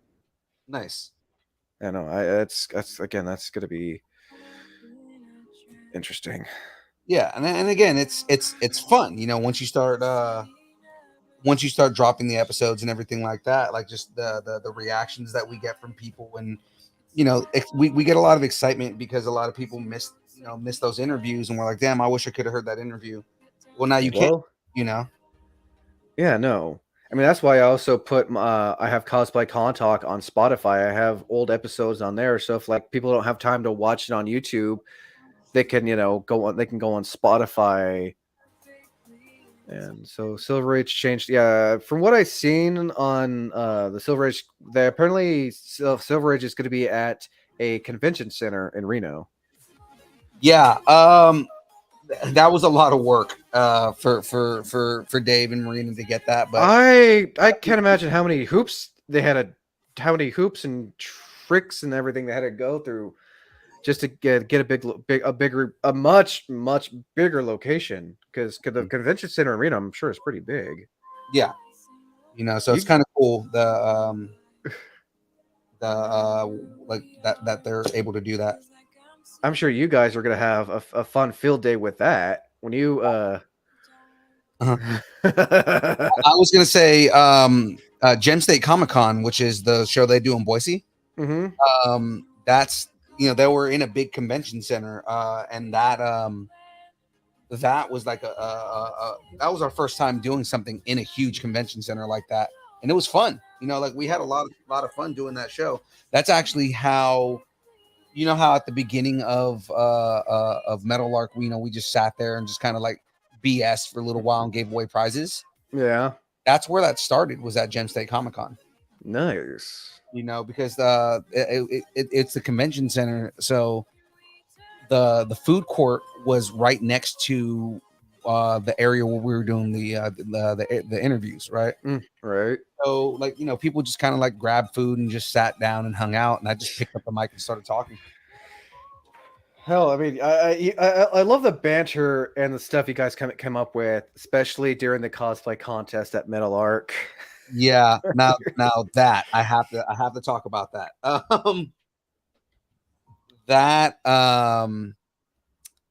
The whole idea behind that and the kind of how that started was, I was missing. There was a whole group chat or a chant. Yeah, I was there. I got footage of that. Yeah, if anyone wants to go look on my Instagram, I literally have people chanting and yelling out Phil's name. Fun fact: the reason I was missing is because I went to the bathroom. Yeah, that's what James and Tyler were saying, that you were in the bathroom. I was like, so I'm not gonna lie. Mm-hmm. I was half tempted just to go up on stage and pretend to be you for a few minutes while you were in the bathroom. It was so tempting. You should have done it, because I would have came up and I would have made a joke out of it. Like that's what I do with everything. Everything is a joke. Like anytime I do anything live or anything like that, everything is a big joke for me. So it's like, if you would have hopped on stage and would have said you were me, I don't know if James would have went with it. If he would have went with it, that would have been funny. But I mean, if he didn't go with it, or if he did go with it, then I would have showed up and be like, yeah, kick rocks, dude. James, if you're watching this, if you would have gone with it, man, that would have been cool. I don't know why. It's just like watching the video. It's like, you know what? I should have. Mm-hmm. Well, maybe in the future, but I'm not gonna like say when I'm gonna do it. I'm just gonna like, if you're there, you'll know. Well, what happened was Metal Lark, also known as Cosplay Me, right? Really fun. She was really fun to interview. Yeah. Amy is a super cool person to begin with, but she basically was doing the cosplay contest by herself. And she did an amazing job, by the way. She did. They didn't tell us until like literally a minute before she came on stage that we were going to be judges on the cosplay contest. Yeah, because there were no there were no other cosplay guests. But by the way, those who are listening, I was able to spread the help Metal Anna Medford spread the word out for any cosplay guests. So we're gonna have some more cosplay guests this year at Anna Medford. I spread the word, and I had a local cosplayer called Echo Chips. She had a booth that was called Across Pajamas. She is going to be a cosplay guest this year at Anna Medford. Nice, perfect. And I have another friend, the Faustian Spider, who is going to be a returning cosplay guest this year. That's cool. So, but, it's like, so Amy didn't she was there on stage by herself for a minute, as far as like being a personality, right? Mm-hmm. She normally has Gemstar and Colossus Girl with her and stuff like that, but they weren't there at this show, and so she's up there by herself. She was nervous. She didn't know what to do. She said that she got a little bit too like she was a little too rigid with what she was doing. And I finally come back to the show, from the bathroom. Apparently nobody saw me come on stage. Like nobody realized that I was there. Bye, Bumblebee Tuna. We'll catch you later, buddy. Darren, you have a good night, man. But yeah, no. So I guess nobody knew that I had come on stage, and Amy, she said that she felt like she was just too serious, and she was just taking everything way too seriously, and so I just randomly turned on the mic and decided to just start talking smack because that's what I do, right? No, I think it was nice of you, James, and I think his name was Steve. Yeah, it was you, James, and Steve. I think it was nice of you guys to help judge the cosplay contest. Yeah, I think that made Amy more at ease. Which like I said, if you watch the ending of if you watch the cosplay contest on my convention showcase, really fun, by the way.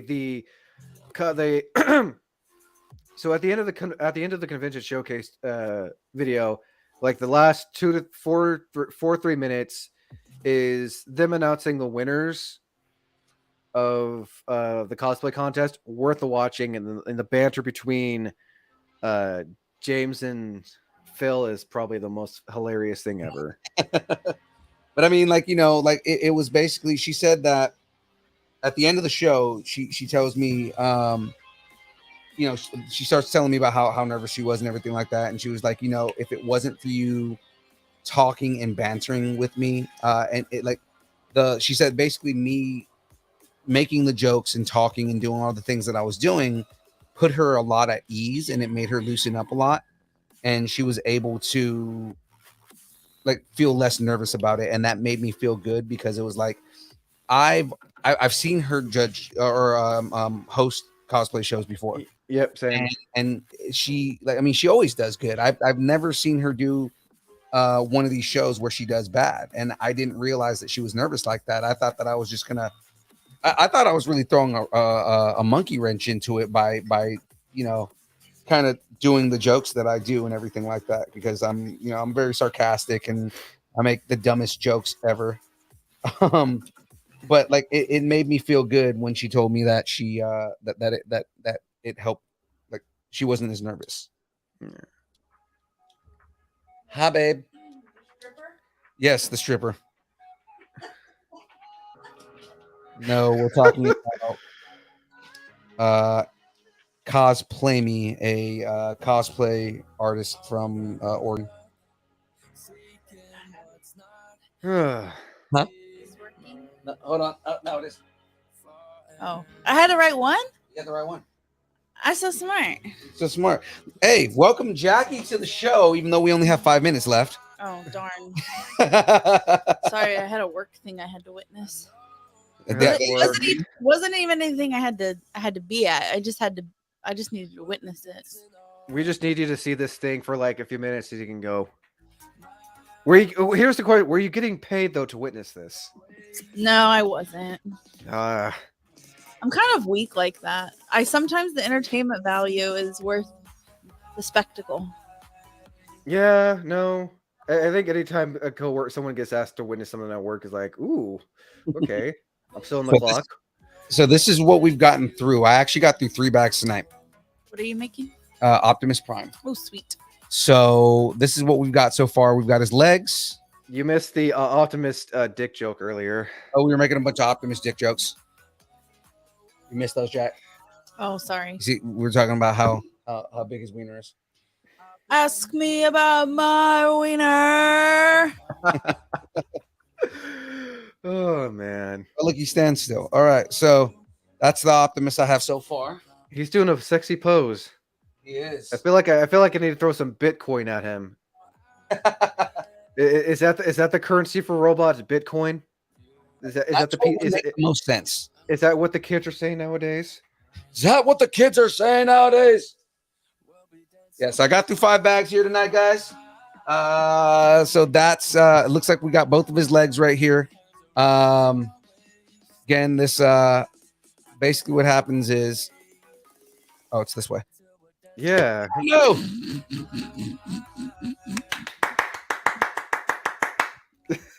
Opa! That was the only one I could reach. To quote people what they say at restaurant when something breaks, Opa! Opa! Oh shit, there goes his wiener. That really was his wiener. Ask me about. You need to make that into a sound bite. I probably should. Ask me about my wiener. Ask me about my wiener. In order to sell the bit, though, you have to do what Jonah Hill did: wear a hot dog costume. Yeah, exactly. I pretty much ask that for any time somebody is trying to act like a badass, but it is not a badass. Oh, you're not. You're just being a wiener. So, like the other day when Felipe got into an accident and we got rear-ended, and somebody, like a passerby, like decided that would be an opportune moment to tell us that you can't park there. Oh, really? Ask me about my wiener. Wait, Lola, I'm not a nobody. I'm a wiener. I'm a wiener. Oh man, this has been really fun though.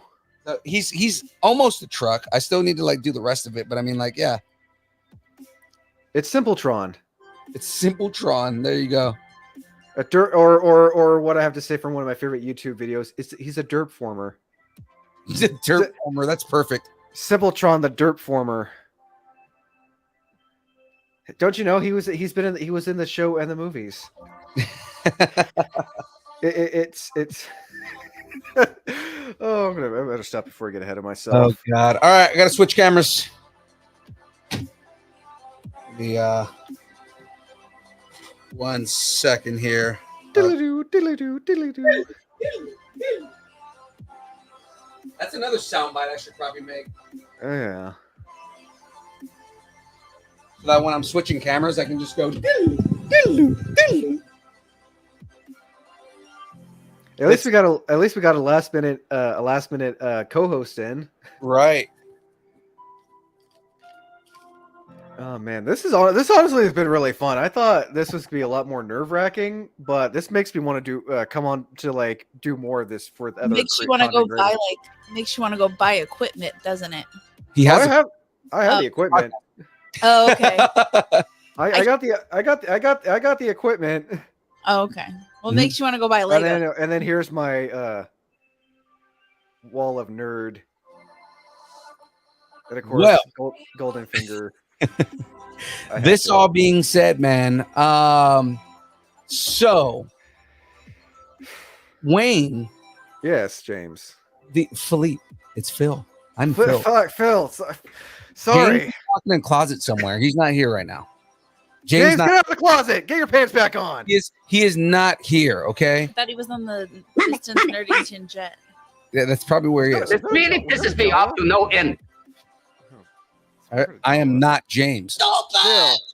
Phil, the human. Exactly. That's what I'm saying. That's what you want to remember. That they chanted my name at that con, man. Phil, remember that. Phil, Nye the Science Guy. I was just gonna say, like Bill Nye the Science Guy. Oh my God, that's so funny. I was looking for a picture today, and I came across my picture with me and Bill Nye, and I showed it to my coworkers, and they go, "Is he looking at your boobs?" I was like, "Yeah, he's a little bit pervert." Do it. Do it. Come on. Do it now. Okay.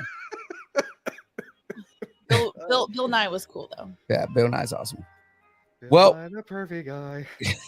Phil Nye, the pervy guy. Phil Nye get you a lab coat and a bow tie. You're good to go. Oh yeah, absolutely all day. So you were saying, Phil? So I was saying, Wayne, of the unknowns, of the Hampton unknowns, tell people where they can find you, man. What are your pluggables? Plug any shows that you're doing. Plug anything, man. What are your pluggables? So you can find me on Facebook. I don't really want people to know about that because I'm embarrassed. You can find me on Instagram under I gotta look that up myself now. It's on your page, man. It's right. Oh yeah. Wayne_the_unknown, and then Wayne the Unknown on YouTube. Just make sure to look for the red stick figure with the game PS controller for a head, 2-star Dragon Ball, and blue lightsaber.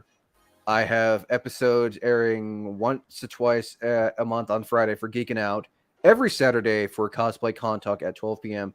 And soon, Thursday, again, I will be doing a bunch of random gaming episodes where you will hear me yell, cuss, scream, and cry in the corner. You play on Xbox? I play Xbox and PlayStation. We Xbox One, PS4, and until I can get a better computer, PC is not right now. I'm on Series X, so I mean, we might need to exchange some. I'm on Xbox One. I need a Series X soon. No, we can still play games together. Oh, that's right. Same games. So we may need to exchange gamer tags and do a joint stream, man.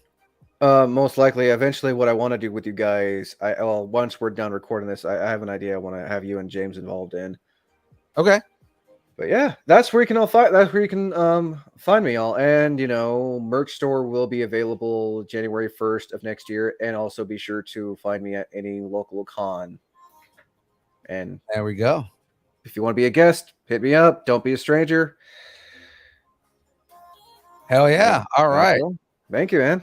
And then, of course, ladies and gentlemen, you all know me. I am your boy, Young Phil. You can find us if you haven't found us already. If you're new to this, right? You've never seen us before, which is, that's kind of fun.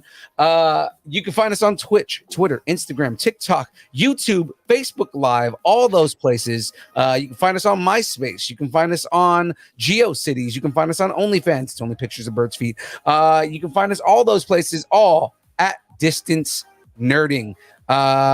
It is time for the dance party. So I'm going to go ahead and turn this down just a little bit, and I'm going to turn this one up. You got your Funko Pops? I got something probably let's do this. Let's see what you got. Let's see what you got. Mario and Mega Man. Yes. It's me, Mario. Let's go. Woohoo!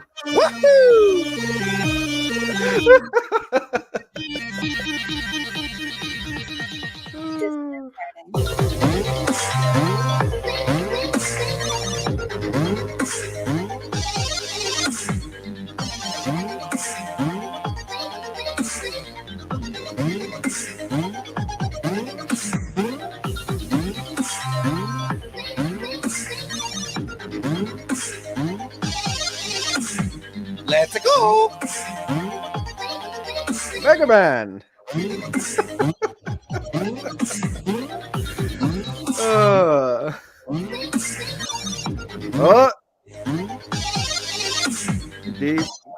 D-Man himself. No autographs, please.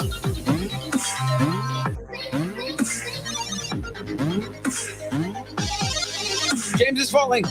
James is falling. Man down, man down. See you next week.